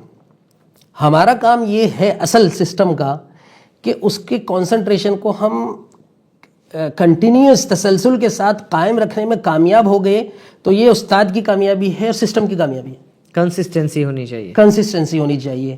اب مسئلہ یہ تھا کہ ایک استاد کے پاس وہ کنسسٹنسی نہیں ہو پاتی اس لیے کہ 10 منٹ پہلے ہی استاد نے بچے کو کہا تھا کہ بیٹے صحیح سے بیٹھو. اور استاد اگر استنجا یا نادم تعلیمات کے پاس گئے واپس آنے تک پوری کلاس کا اسٹرکچر بدلا ہوا ہوتا ہے. زاویہ بدل جاتا ہے. ایک بچہ ادھر تھا تو ادھر ہو جائے گا ادھر تھا اور 4 شکایتیں پہلے لے کے بیٹھے ہوئے ہوں گے. تو استاد آنے کے بعد پھر اس کو وہ ایک بائسنس کریٹ ہو جاتا ہے کہ بچہ یہ تو ایسا ہی ہے. تو ہم کو لگا کہیں نہ کہیں اس میں ہم کیا اصلاح کر سکتے ہیں. تو یہ ایک بنیاد بنی اس پہ غور کرنے کی. پھر ہم بیٹھنے کے بعد ہم نے یہ سوچا کہ ایسا کیوں نہ کیا جائے کہ جیسے ایک عالمیت کے یا کنٹمپریری کے کلاسز کے ایک سبجیکٹ کے الگ الگ اساتذہ ہوتے ہیں اس پہ کیوں نہ سوچا جائے. تو ہم نے کیا کیا ناظرے کے سسٹم کو پورا بریک ڈاؤن کر دیا. ناظرے کے سسٹم کو پورا بریک ڈاؤن کیا. بریک ڈاؤن کرنے کے بعد ایک سبجیکٹ ایک استاد کو دے دیا. ٹھیک ہے. یعنی کون سا سبجیکٹ؟ مثال کے طور پر ہم نے کیا کیا کہ پہلے اساتذہ کے ساتھ بیٹھے ہم لوگ. بیٹھنے کے بعد کہا کہ بھائی ناظرے میں ہوتا کیا ہے, بنیادی طور پر کیا ہوتا ہے. بنیادی طور پر یہ ہوتا ہے کہ مثال کے طور پر ایک نیا طالب علم آیا ہے, کوئی بھی لینگویج کو سیکھنا ہے اس کو, تو اس کو یہ ورڈز الفابیٹ سکھائے جاتے ہیں. عربی زبان میں الف با تا سا, اردو میں الف بے تے سے ہیں, یا کوئی ہندی مراٹھی ہے تو آ ای ای. تو اس کو پہلے یہ معلوم ہونا چاہیے کہ یہ حرف ہے کیا. دوسرا مرحلہ آتا ہے کہ وہ حرف کو پروناؤنس کیسے کرنا ہے. تیسرا مرحلہ آتا ہے کہ بھائی وہ 2-3 حرف جڑتے کیسے ہیں. سینٹینس کریشن کے بعد اس کا ساؤنڈ کیسے ہوگا. تو ہم نے اس کو کوشش کی اپنے انداز میں. تو ہم نے 1 گھنٹہ اس کے لیے بنا دیا کہ بھائی حرف شناسی کا گھنٹہ ہے. 1 گھنٹہ ہو گیا حرف شناسی کا. دوسرا گھنٹہ یہ کیا کہ قواعد کا گھنٹہ. اس کے قواعد ہوتے ہیں زبر زیر پیش کو جلدی پڑھیں, تھوڑا بھی نہ کھینچیں, ادغام ہو گیا, قلقلہ ہو گیا. تو وہ 1 گھنٹہ الگ خاص رکھ دیا اس کے ساتھ. پھر ایک تیسرا گھنٹہ ہم نے اس میں بنایا جس میں ہم نے کیا ایک نیا سسٹم میں ایک نئی چیز انٹروڈیوس کری ہم نے. ہمارا ماننا یہ ہے کہ سارے جو زبانوں کے ماہرین ہیں ان کا کہنا یہ ہے کہ زبان سننے سے آتی ہے. ہم نے بھی جو زبان اپنی مادری زبان ہے, کوئی بھی دنیا کے اندر مادری زبان ہے, 2 سال تک بچہ سنتا ہے تتلاتے ہوئے بات کرتا ہے. ہم کو لگا کہ بچے ہمارے مدرسے کے نظام میں سننے کا نظام کم ہے. ابھی کہیں کہیں جگہ پر بہت اچھا چل رہا ہے, لیکن عمومی انداز میں جب بندہ لینگویج کو سنتا ہے اور بچہ جس عمر میں ہے 9 سے 10 سال کی عمر میں, وہ کیچ کر لیتا ہے, جلدی سے کیچ کرتا ہے. ہم نے کہا کہ ہم سماعت کا نظام بنائیں گے. تو اس کو ہم نے نام دیا ڈیجیٹل قرآن پیریڈ, جس کے اندر بچے کو قرآن کو سنایا بھی جاتا ہے, قرآن دکھایا بھی جاتا ہے, اور مخارج کی ادائیگی کیسے ہوتی ہے. آج کل یوٹیوب پہ سب کچھ موجود ہے وافر مقدار میں. تو بچہ دیکھتا ہے کہ ہمارے دانتوں کا کیا اسٹرکچر ہے, زبان کہاں لگنی چاہیے, حلق میں کہاں سے الفاظ نکلتے ہیں. جو بچہ دیکھتا ہے کہ وہ ویژولی دیکھتا ہے تو اس کو کاپی کرنا آسان ہو جاتا ہے. آسان ہوتا اس میں ایک اور چیز ہم نے سامنے رکھی کہ ہم قرآن کریم کے پڑھنے والے بہترین قراء کو دکھاتے بھی ہیں. یہ ہمارے نظام اس گھنٹے کا ایک اہم پارٹس اینڈ پارسل جزء لا ينفك ہے. وہ کیوں؟ کسی بھی بچے سے آپ پوچھیے، آپ اسکول جاتے ہوئے بچے کو کہ آپ کو کون پسند آتا ہے، آپ کا آئیڈیل کون ہے، وہ یا تو فلمی دنیا کے کسی اداکار کا نام لے گا، یا پھر اسپورٹس کی دنیا کا کوئی بندہ ہے اس کا نام لے گا، جیسے کہ وراٹ کوہلی ہو گیا کرکٹ کی دنیا میں، ہمارے زمانے میں ٹنڈولکر ہے مثال کے طور پر، یا فٹ بال کی دنیا کا میسی ہو گیا. تو اس طرح کا وہ نام لیتا ہے. تو ہم نے اپنے سے سوال کیا یہ بچے ان کو آئیڈیلائز کیوں کر رہے ہیں، کیوں کر رہے ہیں؟ تو یہ لگا کہ وہ دیکھتے ہیں، نہ ان سے ملاقات کبھی زندگی میں ہوئی، جی جی، نہ انہوں نے کبھی ٹچ کیا اس کو، تصور میں بھی نہیں ہے کہ ان سے وہ ملیں. ایسا محسوس ہوتا ہے کہ آج کا زمانے کا جو بچہ ہے نا، جو اسکرین پہ دیکھتا ہے اس کے لیے آتھینٹسٹی ہو رہی ہو. جو اسکرین پہ دیکھ رہا ہے اس کے لیے لگتا ہے کہ یہ ایک بندہ ہے جس کو اہمیت حاصل ہے دنیا میں. اب وہ جب نکلتا ہے میدان میں تو سب لوگ اس سے ہاتھ ملانے کے لیے بے چین ہوتے ہیں، ہاتھ ملاتے ہیں. ایک فیم ہے اس کا ایک فیم ہے. تو ہم نے کہا کہ جب میگنیٹک فورس کریٹ ہو رہی ہے تو جب تک سیم میگنیٹک فورس مقناطیسی کشش اگر کریٹ نہیں ہوگی تو کاؤنٹر نہیں کر پاؤ گے آپ. اور مغرب یہ کرتا ہے کہ یہ نہیں کہتا ہے کہ آپ ہمارا یہ استعمال کرو، یہ اس کو فالو کرو، کبھی نہیں کہتا ہو. اب آپ دیکھیں، آپ کبھی بھی کہیں بھی میری اپنی نالج کے مطابق مغربی دنیا یہ نہیں کہتی کہ تم کو اس کو آئیڈیل بنانا ہے، کبھی نہیں بولتی. میں نے تو نہیں سنا ایسا، میں بات کرتے ہوئے یاد آ رہا ہے. وہ کیا کرتے ہیں کہ آئیڈیل بنانے کے لیے کیا نفسیاتی تقاضے ہیں، انسان کی کیا کمزوریاں ہیں، یا انسان آئیڈیلائز جس کو کرتا ہے وہ کن بیسس پہ کرتا ہے، وہ اس کو اجاگر کرتے ہیں. جیسے ہی وہ چیز اجاگر ہو جاتی ہے تو فطری طور پر لوگ اس کو فالو کرنے لگ جاتے ہیں. تو ہم نے کہا کہ جب یہ بات ہے تو کم سے کم ہم اتنا اپنے مدرسے کی چار دیواری میں تو کر ہی سکتے ہیں کہ ان کے سامنے وہی مقناطیسی کشش لائی جائے. تو پھر ہم یہ کرتے ہیں کہ ان کو ان قراء کے ویڈیوز دکھاتے ہیں، ائمہ حرمین کا دکھاتے ہیں، اور وہ امامت کر رہے ہیں اور ہزاروں لوگ ان کے ملنے کی چاہت میں ویسے ہی منتظر ہیں، ہاتھ ملانا، دست بوسی کرنا اپنے لیے ایک باعث فخر سمجھ رہے ہیں. تو اس کے اندر بھی یہ کریٹ ہونے کی شروعات ہو جاتی ہے کہ ہاں مجھے بھی ایسا بننا چاہیے. جب یہ چیز کریٹ ہو جاتی ہے تو اس کے لیے محنت کرنا آسان ہو جاتا ہے. جیسے کہ کوئی آدمی اگر آج کل UFC کا بڑا وہ چل رہا ہے، خبیب ہے، اس طرح کے اسلام مکاشف ہے، اور بہت سارے جو فائٹرز آئے ہیں، ان کی طرح بننے کے لیے لوگ بچے نوجوان آج کل بہت کوشش کر رہے ہیں، اتنی محنت کرتے ہیں، پسینہ بہاتے ہیں، لیکن وہ اس لیے آسان ہو جاتا ہے اس لیے کہ ان کے لیے آئیڈیل بن گیا ہے. تو ہم نے کہا کہ یہ والی شروعات کرنی چاہیے. تو شوق، ہمارے پاس شوق پیدا کرنے میں اگر ہمارا سسٹم کامیاب ہو گیا تو آپ کا ہمارا کام آدھا آسان ہو گیا. تو اس میں ہم نے ایک سسٹم میں یہ والا ایک کام کیا کہ ہم نے ان کو اس سسٹم میں یہ انٹروڈیوس کروایا. اور دوسرا ایک اور چوتھا گھنٹہ، 3 پیریڈ ہو گئے، چوتھا گھنٹہ ہم نے اس میں انٹروڈیوس کروایا کہ ایک طالب علم جو ہوتا ہے وہ رٹ کر یاد کرنا اس کے لیے آسان ہوتا ہے، رٹنا. لیکن ایک طالب علم ایسا ہوتا ہے جس کو انفرادی طور پر اس کو کام دیا جائے تو وہ یاد نہیں کرتا، سرکل وائز اس میں آسانی ہوتا ہے اس کو، اجتماعی طور پر کلیکٹیولی وہ یاد کرتا ہے اچھے سے. ایک طالب علم ہوتا ہے جو سن کر یاد کرتا ہے، اگر اس کو سنا دیا جائے تو یاد ہو جاتا ہے. بعض لوگ ایسے ہوتے ہیں جب تک کسی چیز کو سمجھیں گے نہیں وہ یاد نہیں کرتے، جن کے اندر قوت فہم اعلیٰ درجے کی ہوتی ہے. اور بعض لوگ ایسے ہوتے ہیں کہ جو کوئی چیز نوٹ کر لیں اپنے ہاتھ سے پھر ان کو یاد ہو جاتا ہے. میں سمجھتا ہوں میں بھی انہی لوگوں میں سے ہوں. نوٹ کرنا میرے لیے ضروری لگتا ہے مجھے کسی چیز کو یاد کرنے کے لیے. اور یہ سسٹم ہم نے دیکھا کہ یہ بات بھی درست ہے. اس کے پیچھے موٹیو یہ تھا کہ بچے کے دماغ کو ہم کم سے کم تھکائیں، اور بچے کے پاس کیا ہے چینج آتا رہے، ایک ہی جگہ وہ بیٹھا نہ رہے، اور ایک ہی جگہ اور ایک ہی استاد کے پاس نہ رہے، بدلتا جائے. تو مثال کے طور پر پہلا پیریڈ اس کا حرف شناسی کے استاد کے پاس رہا, 2 منٹ کے لیے مانتے ہیں اس کلاس میں وہ لیٹ پہنچا, یا یہ مانتے ہیں کہ شرارت کی اس نے, وہاں سے اس گھنٹے سے اٹھ کے دوسرے گھنٹے میں جب گیا ہو, یہ والا استاد جو ہے نا اس کے بارے میں بے فکر ہے, مطلب بے خبر ہے, تو وہ اس طالب علم کے حوالے سے اس کا ذہن صاف ہے, پازیٹیو ہے, اور ہو سکتا ہے اس کے پاس ہمیشہ ایسے ہی رہا ہو. تو اس کی وجہ سے وہ باعثنس جو کریٹ ہو جاتا ہے کہ بھائی یہ تو طالب علم ایسا ہی ہے, اس پہ محنت کر کے کوئی فائدہ نہیں ہے, وہ اس سے دونوں استاد اور شاگرد جو ہوتے ہیں وہ دونوں دور رہتے ہیں. اچھا میں ایک بات ایڈ کر دوں, ذہن سے نکل گئی, یہ جو سماعت کا گھنٹہ ہے, اس سماعت کے گھنٹے میں بھی اور دیگر اساتذہ کو بھی ہم نے یہ کہہ رکھا ہے کہ اگر ناظرے کے پڑھنے کے دوران طالب علم سو جاتا ہے, بالخصوص سماعت کے دوران سونے کا ہوتا ہے ایسا, تو اس کو جگانے کی کوئی ضرورت نہیں ہے. اس کے پیچھے اصل میں ایک لاجک ہے, تھوڑا سا یہاں اجازت ہو تو بتاؤں. بالکل بالکل. بچہ جب 7 سال 10 سال تک کا ہوتا ہے تو اس کا سونا اور وہ جو آدمی ایڈلٹ اور بڑا ہو گیا دونوں میں بڑا فرق ہوتا ہے. کیا فرق ہوتا ہے؟ مثال کے طور پر کہ ایک بڑا آدمی جب سوتا ہے تو اس کے دماغ میں انفارمیشن نہیں جاتی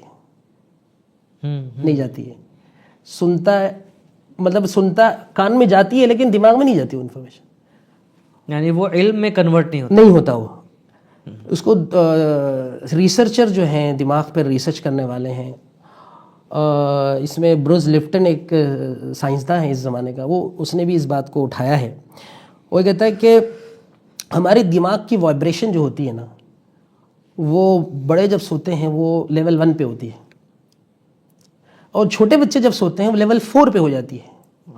یہ وائبریشن وہ دماغ کی وہی وائبریشن وہی لیول ہوتا ہے جس میں ہیپناٹزم کیا جاتا ہے. سبحان اللہ. اور ہیپناٹزم کیا ہوتا ہے؟ ہیپناٹزم یہ ہوتا ہے کہ جیسا کہتے ہیں نا کسی کو اپنے کنٹرول میں کر لینا اس کے دماغ کو. آپ دیکھیے یوٹیوب پہ ویڈیوز بھی موجود ہیں کہ ایک آدمی کے سامنے کچھ دکھایا جاتا ہے یا اس کو کچھ کہا جاتا ہے, وہ غنودگی جیسی کیفیت میں ہو جاتا ہے, پھر اس سے جو کہا جاتا ہے وہ کرتا ہے.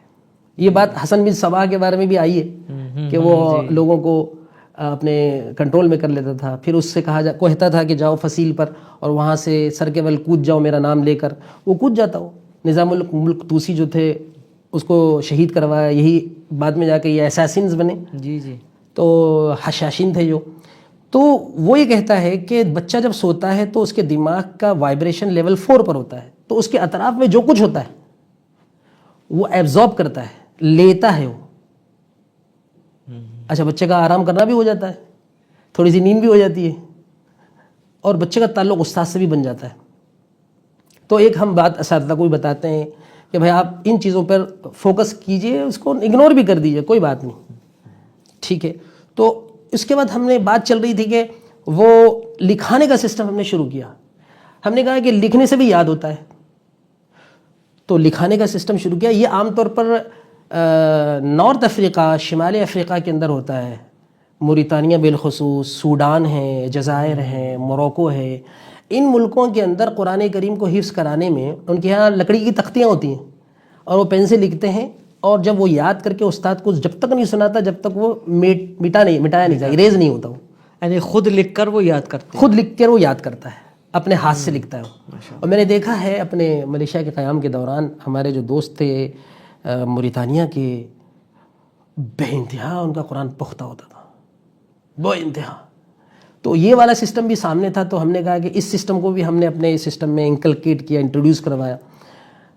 تو اب اس کا فائدہ کیا ہوا کہ ہمارے پاس یہ پورا جو سسٹم چل رہا ہے, ایک سبق ہے وہی پہلے گھنٹے میں ہوا, ٹھیک ہے, وہی سبق قواعد میں ہوا دوسرے گھنٹے میں, وہی سبق سماعت میں ہوا تیسرے گھنٹے میں, وہی سبق رائٹنگ میں ہوا. تو اللہ تبارک و تعالیٰ نے جیسے ہماری باڈی کی نیڈ ہے, وہ باڈی کی نیڈ کو الگ الگ کھانوں کے ذریعے سے مکمل کیا ہے. تو ہمارا بھی یہ سمجھنا تھا کہ بھئی بچے کی ایک نیڈ ہے یہ سبق کو یاد کرنا, کیوں ہم ایک ہی ذریعے سے کروائیں, اس کو طریقے بدل دیں.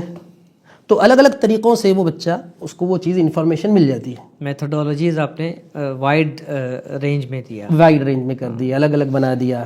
دینا تو ایک ہی ہے لیکن طریقے بدل دیے. جی جی. تو اس کے بعد ابھی ایک اور کام رہ جاتا ہے کہ ہمارا ماننا ہے کہ جیسے کہ بچہ جب پیدائش کے بعد اپنی ماں باپ سے گھر والوں سے جو الفاظ کو سنتا ہے وہ وہی بولی بولتا ہے, اس کا ایکسنٹ پروننسیشن ویسے ہی ہوتا ہے. اگر وہ لکھنوی خاندان میں پیدا ہوا اور لیکن وہ کہیں اور اس کی بود باش ہوئی ہے, اس کے اطراف میں دوسرے لوگ تھے, تو وہ ان کی زبان سے متاثر ضرور ہوگا, وہ بالکل ہوگا, یقیناً ضرور ہوگا. تو ہم نے دیکھا کہ پہلا ماحول جو بچے کو کسی بھی لینگویج کا ملتا ہے اس کے اوپر بڑا وہ اثر انداز ہوتا ہے, اس کا امپیکٹ زیادہ ہوتا ہے. ہم نے کہا کہ جب بچے کو جب ہم قرآن سکھا رہے ہوں پہلے دن سے ہی اس کے سامنے ایک ایسا ماڈل ہونا چاہیے استاد کا جو اس کو وہ راہ دے دے جس راہ پہ ہم الٹیمیٹلی لے جانا چاہ رہے ہوں. تو اس کے لیے ہم نے کیا کیا کہ ہمارا بیسٹ آف دی بیسٹ ایک قاری صاحب ہم نے اپنے سسٹم میں ان کو لے آئے. دارالعلوم دیوبند سے ماشاء اللہ فارغ ہیں, قاری آفتاب صاحب دامت برکاتہم کے شاگرد ہیں ماشاء اللہ. ہاں, بہت اچھا قرآن پڑھتے ہیں. تو ہم نے ان کو ایک ہی کام دیا کہ آپ کو ناظرے کے بچوں کو آپ کو ان کے ووکل کوڈ کو ٹھیک کرنا ہے. کیا مطلب اس کا؟ جی دیکھو بچے کا حرف شناسی ٹھیک ہو گئی ایک جگہ, اس کا تجوید بھی ٹھیک ہو رہے ہیں, اس کے قواعد بھی ٹھیک ہو رہے ہیں. تو قاری صاحب کو یہ سب نہیں کرنا ہے. ہم نے کہا کہ ایک کام آپ کو کرنا ہے, اس کے یہ مسلز جو ہیں, ووکل کوڈ جو ہیں, حلق کے مسلز, اس کو بنانا ہے آپ کو, تاکہ جب اس کا لہجہ پکڑنے کا ٹائم آئے تو اس کی آواز پھٹے نہ, اس کی آواز میں پورا اتار چڑھاؤ آئے, مقامات پہ وہ اچھے سے ادائیگی کر پائے. تو اس کے لیے ہم نے ان کے لیے وہ ایک ہی کام دیا. میں نے جیسے اسمارٹ ورک کی بات کی تھی, یہ اس میں اسمارٹ ورک ہوتا جا رہا ہے, بالکل آپ نہ چاہتے ہوئے بھی چیزیں آتی جا رہی ہیں. اس میں بھی ایک کام کیا. ہمارا پہلے سال کا جو بچے کا ٹارگیٹ ہے کہ وہ پہلے سال میں ناظرہ مکمل کرے گا اور 3 پارے حفظ کرے گا, اور 97% بچے یہ پورا ٹارگیٹ مکمل کر لیتے ہیں پورے سال میں. مثال کے طور پر اس سال ہمارے یہاں 85 بچے نئے آئے ہیں, اور 85 بچے ناظرے میں داخل ہوئے ہیں. تو 85 بچے سال کے اختتام تک وہ یہ پورے ٹارگیٹ سے فارغ ہو جاتے ہیں. یعنی قاعدہ بھی مکمل, قاعدہ نہیں, قاعدہ مکمل ہوتا ہے, ناظرہ مکمل ہوتا ہے, قرآن بھی مکمل ہوتا ہے ناظرہ, جی, اور اس کے ساتھ ساتھ اس کے 3 پارے حفظ بھی ہوتے ہیں. 3 پارے حفظ. اس میں ہم نے اسمارٹ ورک کام کیا کہ قاری صاحب سے ہم نے یہ کہا اس گھنٹے میں, اچھا یہ پورا سرکل چلتا رہے گا. مثال کے طور پر آپ کے طلبہ ہیں, وہ جائیں گے پہلے گھنٹے میں حرف شناسی والے گھنٹے میں, اس کے بعد جائیں گے مثال کے طور پر قواعد والے گھنٹے میں, اس کے بعد جائیں گے سماعت والے گھنٹے میں, اس کے بعد جائیں گے تحریر والے گھنٹے میں, اس کے بعد جائیں گے قاری صاحب والے گھنٹے میں, اس کے بعد ایک اور گھنٹہ ہے پھر اس میں جائیں گے. یہ پورا سرکل چلتا رہے گا. اچھا یہاں ایک اور بات, پھر یہ 6 سرکل میں جب بچہ جاتا ہے اس کے بعد اس کا اصل استاد ہے وہ کب ملے گا؟ یہ تو چھوڑ گیا نا. جی, مطلب ایک استاد تو ایسا ہونا چاہیے جہاں پر وہ اس کو بلانگ کرتے ہوں, وہ ذمہ دار ہو اس کا. اس میں یہ کیا ہم نے کہ مغرب کے بعد کا 1.5 گھنٹے کا نظام ہمارا چلتا ہے. تو وہ استاد جو ہے نا اپنے بچوں کو لے کے پھر مغرب والے نظام میں بیٹھتا ہے 1.5 گھنٹے کے لیے, اور وہ پوری کمیاں جو اگر ہوئی ہیں اس کی وہ ان کو دور کرتا رہتا ہے, تاکہ دن بھر کے جتنے بھی گھنٹے ہوئے ہیں ان گھنٹوں میں جس کی جو کمی رہ گئی تو وہ اس کو پور کرتا رہتا ہے. تو اس طریقے سے وہ استاد کے ساتھ وہ جڑے رہتے ہیں. تو گویا کہ کلاس ٹیچر وہ ہوتا ہے, کلاس ٹیچر وہ ہوتا ہے. جی. اچھا اس میں ایک اور کام ہم نے کیا, یہ کیا کہ NICU ہم نے کہہ دیا ہے, یعنی ناظرہ ICU سسٹم کہہ لیں آپ اس کو. مثال کے طور بالکل یہ ہم نے شاہین سے لیا ہے. ہاں, یہ ان کے یہاں ICU کا نظام ہے, بڑا اچھا لگا عبدالقدیر صاحب کے یہاں یہ نظام ہم کو, تو وہیں سے گویا کہ ہم نے مستعار لیا ہے. تو ناظرے کے اندر ہم نے ICU سسٹم بنایا, تو وہ 3 ٹائپ کے ICU ہیں. نام دیا صرف, لیکن اس میں کام کیا ہوتا ہے, بہت سارے بچے ایسے ہوتے ہیں جن کے والدین نے ان کو ناظرہ پڑھایا ہوا ہوتا ہے, یا کسی مدرسے میں پڑھے ہوئے ہوتے ہیں, یا مکاتب کے نظام میں پڑھ کر آتے ہیں. تو اب وہ بچہ جب آتا ہے تو اس کو بھی پرانے نظام میں اور سب کے ساتھ ڈھکیلنا کوئی مطلب نہیں سمجھ میں آتا. تو ہم کیا کرتے ہیں کہ وہ کہتے ہیں نا کہ ایکسپورٹ کرنے والا اچھا مال جو ہوتا ہے پہلے نکال لیا جائے. تو ہم کیا کرتے ہیں کہ جلدی ان کو فارغ کر دیتے ہیں. تو اس کے لیے ایک الگ اسپیشل استاد رکھتے ہیں, وہ ICU کا استاد ہے. یعنی یہ 6 اساتذہ الگ ہیں, ٹھیک ہے, جو 6 درجے ہیں پورے, یہ روٹیشن چلے گا. لیکن ایک استاد الگ ہوتا ہے جو پورے روٹیشن کو ٹھیک چل رہا ہے کہ نہیں چل رہا ہے اس کو دیکھتا ہے. اس کے ساتھ ساتھ اس کا یہ کام ہوتا ہے وہ آئی سی یو میں آنے والے بچوں کو جو اچھے بچے ہیں, تھوڑی کمیاں ہیں, کسی کا تجوید ٹھیک نہیں ہے یا کسی کا روانی ٹھیک نہیں ہے, تھوڑا سا کسی کو یہ مسئلہ ہے, فلاں مسئلہ ہے, تو اس کو پہلے سے وہ ٹھیک کر لیتا ہے. تو 10 دن میں, 1 مہینے میں, 15 دن میں, 20 دن میں, 2 مہینے میں وہ بچہ سیدھا سیدھا وہ حفظ میں چلا جاتا ہے. تو اس کو روکتے نہیں ہیں. اس کے بعد دوسرا کام ہے آئی سی یو کا. کیا ہوتا ہے, اب یہ بچے تو فارغ ہو کے چلے گئے, اب یہ جو ہمارا جو سرکل چل رہا ہے 6 گھنٹوں کا, اس سرکل میں جو کمزور چل رہا ہے پھر اس کو الگ کر لیتے ہیں تاکہ اس بچے کو فلی فوکس ملے. اس کے لیے ہم نے یہی استاد جو ہوتے ہیں ان کو دے دیا جاتا ہے کہ بھائی اب آپ جو کمزور بچے ہیں نا ان پہ خاص توجہ دیں آپ, اس لیے کہ اصل تو یہی بات ہے کہ بھائی کمزور بچوں پہ زیادہ توجہ ہونی چاہیے. بالکل. تو اس کے لیے ایک سسٹم بنا دیا کہ بھائی آپ یہ بچوں کو, کمزور بچوں کو الگ چھانٹ لیا جائے اور یہ بچے کمزور والے یہ استاد کے پاس چلتے رہیں گے, اور پھر وہ استاد کے بعد مغرب کے بعد بیٹھتے ہیں ان کے پاس. آئی سی یو کا ایک تیسرا نظام بھی چلتا ہے. ہمارے پاس بعض مرتبہ بچے حفظ کا 4 سالہ نظام ہے, تو 4 سالہ نظام میں 1 سال لیٹ آئے, یعنی 5th کے بعد 6th میں آئے تو 3 سال ان کے پاس, یا 6th کر کے آئے تو 2 سال ہے. یا بعض مرتبہ ایسا ہوتا ہے بچہ 4 سال میں نہیں کر پاتا ہے. چند بچے ایسے بھی ہوتے ہیں جن کو 1 سال دور کرنے کی ضرورت ہوتی ہے, کچھ پارے باقی رہ جاتے ہیں, تو وہ بھی ایک آئی سی یو کا سسٹم ہو جاتا ہے جن کو ہم کنٹمپریری رکا دیتے ہیں, پھر وہ اس کے اندر حفظ کرتے ہیں, بقیہ اپنا جو باقی رہ گیا. تو اس طرح سے ناظرے کے سسٹم میں ایک این آئی سی یو کا ایک سسٹم ہم نے انٹروڈیوس کروایا, تو وہ ایک نظام اس میں چلتا ہے. اس سے بڑی مدد ملی ہم کو کہ کمزور بچوں کو پر محنت کی جائے, اسی طرح اچھے جو بچے ان کو پہلے سے فارغ کر کے ان کو حفظ میں بھیج دیا جائے. 5 گھنٹوں کا نظام ہو گیا. ایک 5 گھنٹوں والے یہ نظام میں اسپیشلی جو قاری صاحب کا نظام میں بتا رہا تھا, اس میں یہ کرتے ہیں ہم لوگ کہ ان کو ہم نے بقرعید تک کے پاؤ پارا دیا ہے, پارے اماں کا آخر کا جو چھوٹی صورتوں کا پاؤ پارا ہے نا وہ دیا ہے. انہوں نے کہا کہ اسی پاؤ پارے کو آپ کو چلانا ہے. اس کا فائدہ یہ ہوتا ہے کہ وہ جو پریکٹس کرانی ہے تو وہ کراتے کراتے طالب علم کو پاؤ پارا یاد ہو جاتا ہے. پھر بقرعید سے لے کے ششمائی تک دوسرا پاؤ پارا ہے, تو دوسرے پاؤ پارے تک محنت جب ہوگی تو یہ بچہ ناظرے سے نکلتا رہتا ہے, اس کو آدھا پارا یاد ہو جاتا ہے. اب اس کے پاس رہتے ہیں 2.5 پارے, تو 2.5 پارے یاد کرنا اس کے لیے اب مشکل نہیں ہوتا. تو یہ اسمارٹ ورک گویا کہ آپ کہہ سکتے ہو, یعنی پہلے 6 مہینے میں آدھے پارے حفظ بھی ہو جاتا ہے مشق کے ذریعے سے ہو گیا. اچھا, وہ قرآن سنتا بھی رہتا ہے تو اس کے بھی الفاظ اس کو یاد ہوتے رہتے ہیں. اب بقیہ ہم نے ایک کام اور کیا ہے کہ کنٹمپریری ہماری شعبان میں سالانہ امتحان کے بعد ختم ہو جاتی ہے. اوکے. تو ہم نے ہمارا نظام جو چلایا ہے وہ 25 رمضان تک کا نظام چلتا ہے. تو گویا کہ 25 شعبان سے لے کے 25 رمضان تک کا ٹائم صرف اور صرف ہم نے حفظ کا رکھا, مکمل حفظ کا رکھا. یعنی قرآن کے مہینے میں قرآن کو, ہاں بالکل صحیح کہا, پرائیورٹی دیا. ہاں بالکل کیا. اس میں یہ ہوتا ہے کہ بچے کا فوکس اونلی قرآن پہ ہوتا ہے. اگر کسی کا 1.5 پارا بھی ہوا ہے نا تو اس کے 2 پارے ہو جاتے ہیں. بس طلبہ 3 پارے حفظ کر لیتے ہیں. یہ کبھی ایسا ہوتا ہے کوئی بچہ ناظرے میں لیٹ ہو رہا ہے, لیکن بعض مرتبہ لیٹ ہونے کے بعد حفظ میں آتے ہوئے وہ بالکل ٹارگیٹ اپنا پورا اختتام پر پورا کر لیتا ہے. تو یہ 6 والا روٹیشن کا جو نظام تھا, اس نظام کے اندر ہم نے ترتیب بدل دی.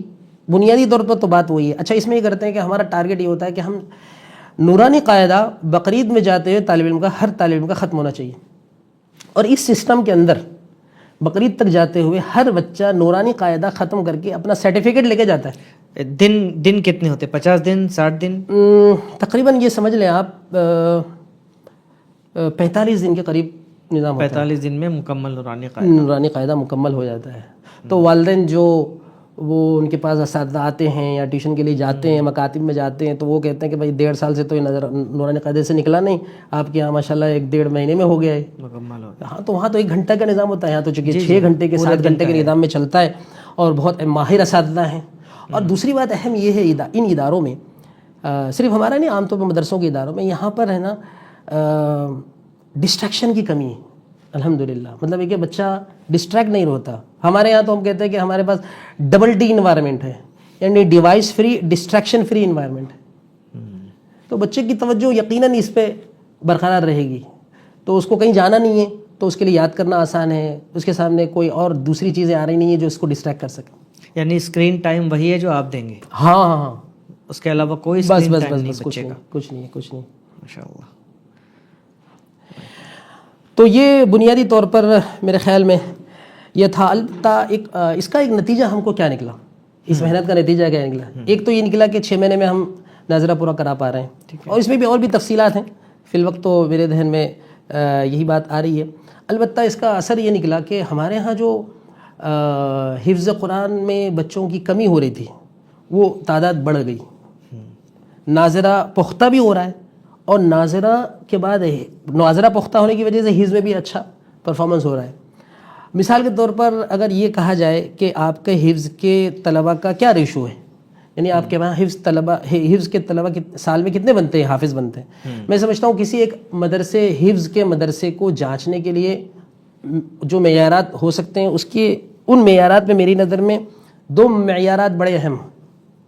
سب سے بڑا اہم معیار میری نظر میں میں یہ سمجھتا ہوں کہ بچہ جو حافظ ہو رہا ہے وہ کتنا پختہ حافظ بن رہا ہے، اس کی ادائیگی، اس کی تجوید، اس کا لہجہ، یہ اصل میں سمجھتا ہوں معیار ہے۔ اس کے بعد یہ ہے کہ اس مدرسے کو جانچنے کے لیے کہ ان کے یہاں حفظ کا ریشو کتنا ہے، یعنی جتنی تعداد ہے اس کے اعتبار سے کتنے بچے حافظ بن رہے ہیں۔ میں سمجھتا ہوں یہ 2 بنیادی، اور بھی ہو سکتے ہیں، یہ بنیادی اعتبار سے دیکھا جائے تو 2 ریشو یعنی 2 معیارات بن سکتے ہیں۔ تو اگر ہم اپنے ادارے کو دوسرے اداروں کے ساتھ مقارنہ کریں، چونکہ کرنا چاہیے اپنے آپ کو، ہم اپنے آپ کے لیے کہ ہم کہاں کھڑے ہیں، دوسرے ادارے جو چل رہے ہیں ماشاءاللہ بہترین ادارے چل رہے ہیں ان کے مقابلے میں ہم کتنا امت کو دے پا رہے ہیں، تو ان 2 معیاروں کو سامنے رکھ کر ہم دیکھیں تو ہم پہلے بہت مشکل تھی ہمارے لیے، لیکن اب ہم سمجھتے ہیں کہ الحمدللہ ہمارے لیے ترقی کی طرف ہمارا ادارہ الحمدللہ گامزن ہے۔ مثال کے طور پر اگر یہ مان کے چلا جائے کہ کسی ادارے میں 300 بچے حفظ اور ناظرے کے ہیں، تو لاک ڈاؤن کے بعد میرا ماننا یہ ہے کہ 300 بچوں میں پر 100 5 بچے سے لے کے 8 بچوں تک کا ریشو آ رہا ہے۔ یہ نارمل مدارس کا نارمل ایک اچھے ڈیسنٹ پرفارمنس کرنے والے مدرسوں کا ریشو ہے، جو میری اب تک کی تحقیق، اس میں آگے پیچھے بھی ہو سکتا ہے، بہت سارے ادارے اس سے اچھا بھی کر رہے ہیں اور کرتے ہوں گے، لیکن ایک ریشیو اگر پورے مدرسوں کا نکالا جائے تو پر 100 8 بچے آگے پیچھے کر سکتے ہیں آپ، یعنی اگر کسی ادارے میں ناظرہ اور حفظ کے ملا کر 300 بچے ہیں تو 25 بچوں کا حفظ کا ریشو عام طور پر دیکھنے کو مل رہا ہے، کم بھی ہے۔ مثال کے طور پر ایک ادارے میں ہم گئے تھے، بہت اچھا ادارہ ہے، تو اس میں 300 بچے ہیں تو 15 بچوں کی دستار بندی ہوئی، ٹھیک ہے، ایک اسٹیٹ میں جانا ہوا، اور بھی ایسے ادارے ہیں۔ اس کا مطلب یہ اداروں کا قصور نہیں ہے میری نظر میں، بچوں کا جو ڈسٹریکشن آج کل ہو گیا ہے فون کی وجہ سے، لاک ڈاؤن کی وجہ سے، اس کی وجہ سے شاید یہ بات آ رہی ہوگی۔ تو ہم نے کہا کہ بھئی ہم اپنے آپ کو بھی جانچیں، تو اگر ہم 300 ہی بچے ہمارے یہاں ہیں، 350 بچے ہیں گزشتہ سال مثال کے طور پر، تو اگر اس کے ساتھ ہم اپنے ادارے کا مقارنہ کریں تو ہمارے ہاں 350 بچے گزشتہ سال تھے، تو اس میں ہمارے یہاں الحمدللہ جو حافظ بنے ہیں، چونکہ ہمارے عصری تعلیم بھی ہے، جی تو بلکہ آپ یہ بتائیے کہ آپ ہمارے ادارے کو کیا پرسنٹیج دیں گے کہ ہمارے 350 بچوں میں جو عصری تعلیم بھی پڑھ رہے ہیں ان کے یہاں کتنے حافظ بننا چاہیے؟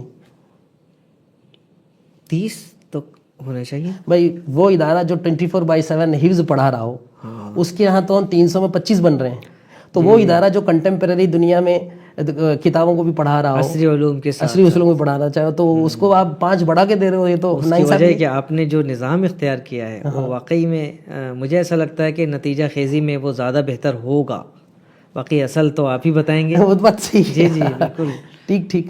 تو اس میں اگر بنیادی طور پر مان کے دیکھا جائے تو جہاں 2 تعلیم ہو رہی ہے وہاں آدھا ہونا چاہیے، ہاں کم ہونا یعنی چاہیے، مطلب 15 بچے 300 بننے چاہیے، ٹھیک ہے، لیکن ہمارے یہاں آپ کہہ رہے ہو 30 بننا چاہیے، تو اللہ کے کرم سے گزشتہ سال ہمارے یہاں حافظ جو بچے بنے 59 بچے حافظ بنے، 59، ماشاءاللہ، یعنی 350، یا آپ کہنے کے اگر 300 ہی مان لیں آپ، ہاں 300 میں 59 بچے ہم۔ اچھا، ایڈمیشن کتنے بچوں کا ہوا تھا؟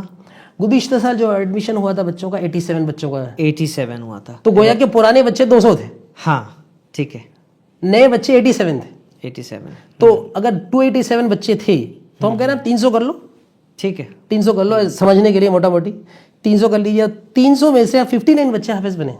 اچھا، اب سوال ہی پیدا ہوتا ہے کہ بھائی آپ نے بھگا کے بچوں کو بنایا ہوگا، آپ پوچھ سکتے ہیں نا، ہاں ہاں بالکل، آپ ہارشلی پوچھیں، کوئی مسئلہ نہیں، مطلب ہاں یعنی کوالٹی کے بارے میں بتائیے آپ۔ کوالٹی، جی جی، سب سے پہلے تو ہم نے کام یہ کیا کہ جو بچہ ناظرے سے حفظ میں آنا ہے تو ہم اس استاد کہ اس کو استاد کو کہتے ہیں جس کے پاس حفظ کے لیے بچہ جانا ہے. یعنی مطلب ہے کہ ناظرے سے بچہ حفظ منتقل ہو رہا ہے. جی جی بالکل. تو جس استاد کے پاس اس بچے کو جانا ہے امتحان وہی استاد لے گا ناظرے کا. ناظرے کا. مثلا میری کلاس سے حفظ کے 5 بچے، حفظ کے لیے 5 بچے ناظرے سے آپ کے پاس آ رہے ہیں. ٹھیک ہے. امتحان آپ ہی کو لینا ہے اور آپ کو یہ پتا ہے کہ کمزور بچہ آئے گا تو آپ ہی کو محنت کرنی ہے. تو آپ کیا کریں گے؟ ٹھوک بجا کے لیں گے کہ نہیں لیں گے؟ ہاں. تو ہم نے ایک چیک لسٹ وہیں بنا دی کہ بھائی ناظرے سے بچہ اگر آ رہا ہو تو اسی کے پاس جائے گا جس کے بعد حفظ کرے گا. تو وہ کہتا ہے کہ بھائی مجھے تو مال ٹھیک چاہیے، مطلب میرے پاس بچہ جو آئے گا وہ ٹھیک چاہیے، اس کی ادائیگی بھی اچھی ہونی چاہیے، اس کے مخارج بھی ٹھیک ہونے چاہیے، اس کی تجوید بھی ٹھیک ہو، اس کے قواعد بھی ٹھیک ہو، اس کی روانی بھی ٹھیک ہو، تاکہ وہ حفظ میں میرے پاس آنے کے بعد مجھے الگ سے محنت نہ کرنے پڑے. جی جی وہ سیدھا حفظ شروع ہو جائے. ہاں. حفظ کے اندر جب بچہ آ گیا تو حافظ اس وقت ہم ڈکلیئر کریں گے کسی بھی طالب علم کو، یا اس کی دستار بندی اس وقت تک نہیں ہو سکتی جب تک یہ طالب علم پہلے 6 منزل کا امتحان نہ دے. پہلے تو ہر پارے کا امتحان دینا ہوتا ہے، وہ ہر مدرسے کا نظام ہے. پھر ہر منزل کا امتحان دینا ہے، جیسے ایک منزل ختم ہو گئی اس کا پورے منزل کا امتحان ہوگا. پھر اس کے بعد 6ٹی منزل جب ہو جاتی ہے تو پیچھے سے 28 29 30 3 پارے یاد ہوتے ہیں ان کو. بالکل. تو 2 پارے باقی رہ جاتے تقریباً. ٹھیک ہے. یا 1.5 پارا باقی رہ گیا کسی کا، یا 29 30 کیا ہو تو 28 بھی باقی رہ گیا. تو بنیادی طور پر دیکھا جائے تو 27 28 پارے اس کے ہو جاتے ہیں. بالکل. تو وہ طالب علم 6 منزلوں کا امتحان دے گا. پہلے 1 منزل کا امتحان دے گا، اس میں کامیاب ہوگا تو دوسری منزل کا امتحان دے گا، پھر تیسری چوتھی پانچویں چھٹی الگ الگ امتحان دے گا. پھر اس کے بعد پورے 6 منزلوں کا امتحان جب دے گا تو یہ ہمارے سسٹم کا فرض عین ہے کہ اس کے بعد ہی یہ دستار بندی میں بیٹھے گا اور وہ ایلیجیبل ہوگا اسٹیج پہ جانے کا. سرٹیفکیٹ اس کو دیا جائے گا. اور اس کے ساتھ ایک فرض کفایہ بھی رکھا ہے کہ ایک بیٹھک میں قرآن سنانا ہے مکمل. ہاں. تو اس میں مثال کے طور پر گزشتہ 32 بچے ایک بیٹھک میں قرآن سنائے ہیں. ماشاءاللہ. تو یہ ہم نے ایک نظام بنایا ہے کہ بھائی ایسا نہیں ہے کہ بھائی بھگانے کے چکر میں، ٹارگٹ کو پورا کرنے کے چکر میں ان کی حفظ کی پختگی کو کمپرومائز کیا جائے. ایسا نہیں. یہ ہم نے اپنے حد تک کوشش کر رکھی ہے جہاں تک ہو سکتا ہے. اپنے سسٹم کا یہ نظام بنایا ہے. ماشاءاللہ. تو آپ کے یہاں سے جو حفاظ فارغ ہو کر جاتے ہیں ان میں تراویح پڑھانے کا کیا ریشیو ہے؟ تقریباً پڑھاتے ہیں سبھی پڑھاتے تو ہیں. کچھ ریکارڈ آپ مینٹین کرتے ہیں اس کا؟ اصل میں اکثر و بیشتر تو بچے عالمیت میں آ جاتے ہیں. ہاں یہیں پر آ جاتے ہیں. تو سب کا ریکارڈ موجود ہے، مطلب ہے کہ کون کہاں پڑھا رہا ہے، علم میں ہے. مطلب اس کو آفیشیلی مینٹین تو نہیں ہوتا ہے، وہ ضرورت بھی نہیں ہوتی، لیکن پتہ ہے، معلوم ہے پڑھا رہے والے. تقریباً یہ سبھی پڑھاتے ہیں. تو مفتی صاحب یہ بتائیں کہ گزشتہ چند سالوں میں، 2 سال میں، 3 سالوں میں آپ کے یہاں پر حفظ کرنے والے بچوں کا جو ڈیٹا ہے اس میں کیا کنسسٹنسی ہے، نمبر کیا کیا ہیں؟ بہت اچھا سوال ہے یہ. میرے پاس اس کو میں نے نوٹ کر بھی رکھا ہے. تو سوال متوقع تھا آپ کا مجھے. مثال کے طور پر اگر ہم 2021 سے ہمارا ڈیٹا دیکھیں تو آپ کو کیا کہتے ہیں ترقی نظر آئے گی. ماشاءاللہ. مطلب مثال کے طور پر 2021 میں ہمارے یہاں جو حافظ بنے ہیں 28 بچے حافظ بنے ہیں اور بچوں کی تعداد 192 اور 92 تھی. اوکے ٹھیک ہے. اور 2022 کا ڈیٹا میرے پاس ہے کہ 37 بچے 37 بچے حافظ بنے. اور طلبہ کی تعداد اس سال حفظ و ناظرے میں، عالمیت میں نہیں، 188 تھی، 188. 2023 کا ڈیٹا اگر رکھیں آپ تو 42 بچے حافظ بنے اور طلبہ کی تعداد 213 تھی، 213. اور 2024 کا ڈیٹا دیکھیں آپ تو 48 بچے 48 بچے حافظ بنے اور 252 بچے ہمارے یہاں تھے، انرولڈ تھے حفظ و ناظرے میں. جی. اور اس گزشتہ سال کا جو ڈیٹا ہے اس میں 287 بچے 287 بچے ہیں اور 59 بچے 59 بچے حافظ بنے ہیں. جی. اور اس سال کا بھی ڈیٹا موجود ہے ماشاءاللہ. تو اصل میں ہم کیا کرتے ہیں کہ 3 کیٹیگری ہر ادارے میں ہوتی ہے، ہر کلاس میں ہوتی ہے. ایک اعلیٰ، ادنا بالکل، اور ایک متوسط ہوتی ہے. تو اعلیٰ تو اس پہ محنت کرنے کی ضرورت نہیں ہوتی اور بہت کم تعداد ہوتی ہے، 5%، 8% یہ تعداد ہوتی ہے. تو وہ ایک استاد کے لیے باعث یہ ڈھارس کا باعث ہوتی ہے، اطمینان کا. بھائی کم سے کم 2 بچے تو ہیں جن پہ محنت کی ضرورت نہیں ہے، تو ساری کلاس پہ محنت ہوتی ہے. تو وہ بچے جو ہمارے پاس میڈیم ہوتے ہیں متوسط ہوتے ہیں، مائل الادنا ہو یا بالکل ادنا ہو، تو اس کو ہم کہتے ہیں کہ پش اینڈ پل فیکٹر ہوتا ہے وہاں. یعنی جو تھوڑا کمزور ہوتا ہے اس کو دھکا لگانا ہے، لیکن جو کمزور ہوتا ہے اس کو کھینچ کے لانا ہے. تو اس کی محنت 2 سال پہلے سے شروع کر دیتے ہیں. مثال کے طور پر اس سال جو بچے حافظ بننے والے ہیں، ان کے ڈیٹے کو ہم گزشتہ سال کی ابتدا سے مینٹین کر رہے ہیں. مثال کے طور پر 2025 کے اینڈ پہ جو بچہ حافظ بننا متوقع ہے، تو 2023 کے شروع سے ہم اس کو اپنی نگاہ میں رکھے ہوئے ہیں. یعنی 2 سال کے بعد اس کو حافظ بننا ہے، تو اس کا کنسسٹنسی کیسی چل رہی ہے، جی بن سکتا ہے کہ نہیں بن سکتا ہے، پچھلے 2 سال کا ڈیٹا کیا، 1.5 سال کا ڈیٹا کیا بتا رہا ہے، اور آگے 1.5 سال 2 سال میں یہ کیا کر سکتا ہے، تو وہ ہم اس کو لے کے چلتے ہیں ہر کلاس کے اندر. جی جی. تو ہمارا کام بنیادی طور پر دیکھا جائے تو اس کو کیٹیگرائزیشن کر کے ٹیچروں کے ساتھ بیٹھ کر اس کے اوپر محنت کرنا. تو اس کی وجہ سے ہمارے پاس کیا ہے، وہ پرٹیکولر بچوں پر فوکس بڑھا دیتے ہیں. ایک اور چیز ہم کرتے ہیں عام طور پر، پہلے زمانے میں اس کی ضرورت نہیں ہوتی تھی، اب شدید ضرورت محسوس ہوتی ہے کہ ہمارے سسٹم میں اہم جو کردار ادا کرنے والے لوگ ہوتے ہیں کسی بھی نظام تعلیم میں، وہ 3 لوگ ہوتے ہیں.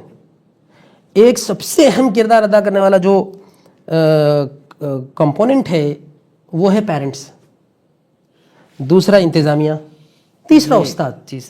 تو ہم یہ کہتے ہیں کہ یہ دیگ جو ہے اس کے 3 پتھر ہیں. اگر یہ تینوں ٹھیک رہے تو دیگ میں رکھی ہوئی بریانی ٹھیک بنے گی. اگر کہیں بھی ایک جگہ اگر یہ لڑک جائے گا، کمزوری ہو جائے گی، تو ادھر گل جائے گا، داغ لگ جائے گا یا کچا رہ جائے گا. تو ہم نے کوشش یہ کی ہے کہ وہ بچے جو کمزور چل رہے ہیں، جن کے مسائل ہیں، تربیتی مسائل ہیں، تو والدین کے ساتھ ہم جڑتے ہیں.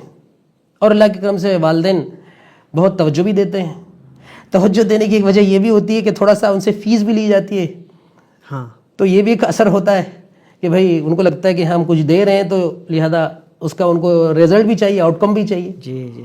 انوالومنٹ بھی ہوتا ہے، انوالومنٹ بھی ہوتا ہے. جی. تو اس کا بھی فرق پڑتا ہے. تو اس وجہ سے یہ ڈیٹا، اب اس سال کا بھی ڈیٹا ہمارے پاس جو موجود ہے، اس سال کے اختتام تک ہماری اپنی جو ریسرچ ہے، ڈیٹا ہمارا جو ہم نے انالائز کیا ہمارے ڈیٹا کا، وہ ہے اس سال بھی 59 کا. اور بچوں کی تعداد اس سال 268 ہے بچے. گزشتہ 287 تھے، 87 اس سال 268 بچے حفظ و ناظرہ میں. تو گزشتہ سال سے کم ہے، 20 کے قریب بچے، لیکن رزلٹ 59 ہی کا ہے ابھی. ماشاءاللہ. تو اس طریقے سے مینٹین کرنے کی ہم کوشش کر رہے ہیں اللہ کے کرم سے. کافی انکریجنگ نمبر ہے ماشاءاللہ. الحمدللہ. بس دعا فرمائیے. اور حضرت مولانا کی کوشش بھی ہوتی ہے. اصل میں اس میں ایک اور اہم بات ہے، اچھی یاد آ گئی مجھے. اصل میں یہ جو نظام دونوں وحدت تعلیم کا جو نظام ہے، حضرت مولانا سجاد صاحب نعمانی دامت برکاتہم نے اس کو خانقاہی نظام کے تحت باندھ کے رکھا ہے، اگر یہ میں لفظ کہوں. یعنی روحانیت جو ہے وہ بالکل بالکل. اس لیے کہ جو ڈسٹریکشن باہر ہے، یا بچے جب جاتے ہیں باہر، یا گھروں کا ماحول ہے، یہ ہر مدرسے کی شکایت ہے کہ بچہ مدرسے میں جب تک ہوتا ہے تو بہت اچھا چلتا ہے، اس کی نمازیں اچھی ہیں، اس کے دوسروں کے ساتھ بیہیویئر اچھا ہے. گھر پہ جاتا ہے تو 3 مہینے کا جو اس کا ایک شخصیت سازی ہوئی تھی، ادارے نے بے انتہا محنت کی تھی، وہ 10 دن کے اندر وہ پورا کھو دیتا ہے. وہ جو ٹیمپریچر کو مینٹین ہونا چاہیے تھا، وہ والدین کے پاس وہ نہیں ہو پاتا ہے. نہیں ہو پاتا. 2-4 والدین کر پاتے ہیں. تو اس وجہ سے یہاں خانقاہی نظام جو چلتا ہے، حضرت مولانا کی مجلسیں ہوتی ہیں. بعض بچے جو ٹھیک نہیں چلتے ہیں تو مولانا کے پاس بھی بھیجے جاتے ہیں. مولانا کی گفتگو، ان کی شفقت، اس کے ابھی اثرات پڑتے ہیں بچوں پر. بالکل بالکل. تو ہماری کوشش یہ ہوتی ہے کہ ایک ریوڑ کو ہانکا جائے. ہم اپنے نظام میں کوشش کرتے ہیں کہ ایسا ایک لکڑی سے سب کو نہ ہانکے، اس لیے کہ ہر بچہ الگ ہے، ہر بچے کی انٹیلیجنس الگ ہے، ہر بچے کا مزاج الگ ہے، ہر بچے کا back ground, family back ground الگ ہے. وہ سب ہمارے پاس ڈیٹا موجود ہے اس کا الحمدللہ. میں ہمیشہ کہتا ہوں کہ 10th میں بچہ جب 10th سے فارغ ہوتا ہے، عام طور پر اسکولز والے ہی کرتے ہیں کہ 10th کے بعد بچے کو کون سی اسٹریم میں جانا ہے، کامرس میں جائے گا، آرٹس میں جائے گا، سائنس میں جائے گا، تو کاؤنسلر کے پاس لے جاتے ہیں. ایپٹیٹیوڈ ٹیسٹ ہوتا ہے. وہ جو بندہ ہے وہ اسی وقت پہلی مرتبہ زندگی میں ملا ہے اس سے، ٹھیک ہے، اچھا ہے، وہ اپنی صلاحیت کی بنیاد پر کوشش کرتا ہے. وہ ہم یہ کہتے ہیں کہ ہمارے پاس وہ بھی ہے، اس کے ساتھ ساتھ یہ بھی ہے کہ 6 سال کا ڈیٹا موجود ہے ہمارے پاس. 24 گھنٹے ہی آ رہا ہے نا. وہ कैसे पढ़ने में था, उसका हॉस्टल का बिहेवियर क्या था, बीमारियों में कैसा रहा, साथियों के साथ कैसा रहा, उसकी सरगर्मियाँ क्या थी, करिकुलर एक्टिविटीज़, को करिकुलर एक्टिविटीज़ और एक्स्ट्रा करिकुलर एक्टिविटीज़ कैसी रहीं, असातिज़ा के साथ क्या बिहेवियर था, इसकी क्या इंटेलिजेंस है, वो इंटरपर्सनल है, इंट्रापर्सनल है, लिंग्विस्टिक है, मैथमेटिकल है और काइनेस्थेटिक बंदा है, वो सब का हमारे पास वो तकरीबन रिकॉर्ड होता है. तो इस वजह से हमारा जो अतालीक का हॉस्टल का निज़ाम है वो बहुत अहम किरदार अदा करता है. इसलिए कि बच्चे को चार दीवारी में रहना है, वो चार दीवारी में रहते हुए वो हमेशा मोटिवेटेड रहे, वो आसान नहीं होता. और 12 साल रहना है. जी हाँ, 12 साल रहना. और आजकल के वो बच्चे जो दुनिया देखे हुए हैं, उनको आप एक छोटे से माहौल में रखें, वो एक आसान काम नहीं है. लॉन्गेस्ट जो ड्यूरेशन होता है आपके यहाँ तालीम का, वो कितने दिनों का होता है? यानी जैसे बकरीद में बच्चे घर जाते हैं, शव्वाल में आते हैं, तो ये तकरीबन 2 महीने का एक फासला हुआ. उसके बाद फिर जब बकरीद में आएंगे तो शशमाही में कुछ दिनों के लिए घर जाएंगे, तो ये भी ऑलमोस्ट 2-2.5 महीनों का. मेन तो होता है शशमाही से लेके सालाना वाला. हाँ, तो ये सबसे लंबा होता है. लंबा होता है. उसमें वालिदैन आते हैं. करीब वाले बच्चे 1.5-2 महीने में ज़रूरत पड़ने पर जाते हैं. बच्चों के फटीग को किस तरह आप लोग टैकल करते हैं? हाँ, अच्छा सवाल है, बहुत अहम सवाल है. मैं समझता हूँ कि आज के पॉडकास्ट का बड़ा अहम सवाल है जी. मैं समझता, और ये बात भी है, हमने कोशिश की है कि बच्चे की ये फटीग है, ये जो जहनी एकदम से उसको बंद हो जाता है उसका जहन, तो हमारे यहाँ एक 2-3 निज़ाम बने हुए हैं. एक तो ये कि हम हर साल में एक मरतबा या अल्टरनेट ईयर में हम उनको उन दौरान में पिकनिक पे, या इसको हम कहते हैं तालीमी सफ़र जी, कराते हैं. ये हमारे निज़ाम में शामिल है. वो सफ़र ऐसा होता है, आप ये समझ लीजिए साउथ से लेके पूरे नॉर्थ वाघा बॉर्डर तक होता है. माशाअल्लाह. पूरे बच्चे फैले हुए होते हैं. यानी केरला, आपका कर्नाटका, बेंगलोर, हैदराबाद, महाराष्ट्र, औरंगाबाद, मुंबई, गुजरात, यानी मुख्तलिफ वफूद भेजते हैं आप. अलग अलग बच्चों के असातिज़ा के निगरानी में सब जाते हैं. छोटे बच्चे तो करीब होते हैं, बड़े बच्चे दूर होते हैं. फिर इनका स्पोर्ट डेज होते हैं, 3 दिन मुसलसल होते हैं. ये अलग होता है. फिर उसके बाद हमारे यहाँ एक निज़ाम हमने बनाया है कि हमारे यहाँ पूरी पहाड़ियों के दरमियान में, हम वादी में, हम मशहूर वादी माथेरान हिल स्टेशन है, यहाँ का हिल स्टेशन है. तो वो बड़ा है, तो पहाड़ियाँ हैं. तो हमारे यहाँ बच्चों का निज़ाम बना हुआ है. तो एक रिटायर्ड फ़ौजी हैं जो अर्ली रिटायरमेंट उन्होंने ले लिया, हमारे मुश्ताक सर, उनके यहाँ लाइसेंस वाली गन भी होती है. तो एक सिक्योरिटी का नज़म है. असातिज़ा के साथ बच्चे फिर जाते हैं. छोटे बच्चे जो होते हैं वो सुबह से शाम तक के लिए पहाड़ों में जाते हैं. अच्छा, हाइकिंग. हाँ. और बड़े बच्चे जो होते हैं वो 24 घंटे के लिए जाते हैं. अपना जान, अपना माल, अपना वक्त लगाते हैं. पकाना भी उन्हीं को वहीं है. कैंपिंग करते हैं पूरी बात. तो उसकी वजह से भी ज़रा कमी आ जाती है. तो यहाँ नहर है करीब में, तो सेफ्टी के साथ नहर पे भी जाना होता है. तालीम जो है वो एडवेंचरस होती है. माशाअल्लाह. तो उसकी वजह से भी कमी आ जाती है. बहरहाल बच्चों का मामला तो ऐसा होता है कि उनको कितना भी खेलने दिया जाए कम है.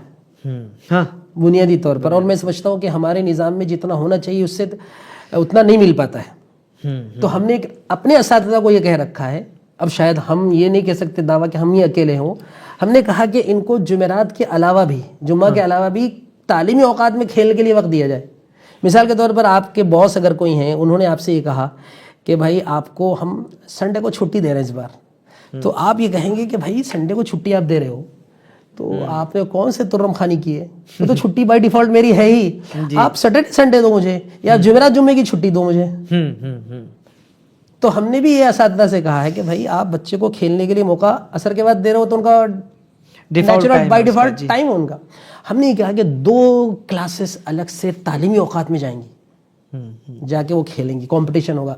लेकिन एक जो बच्चे का उस्ताद होगा वो बच्चे के उस्ताद उन्हीं की टीम में रहेगा, ताकि उस्ताद के साथ बच्चे का एक बाउंड बने, क्रिएट हो. बच्चा अपनी जीत को उस्ताद की जीत, एग्जैक्टली उनकी निगरानी में करेगा, वो उनकी निगरानी में बच्चे की जीत हो. हाँ जी.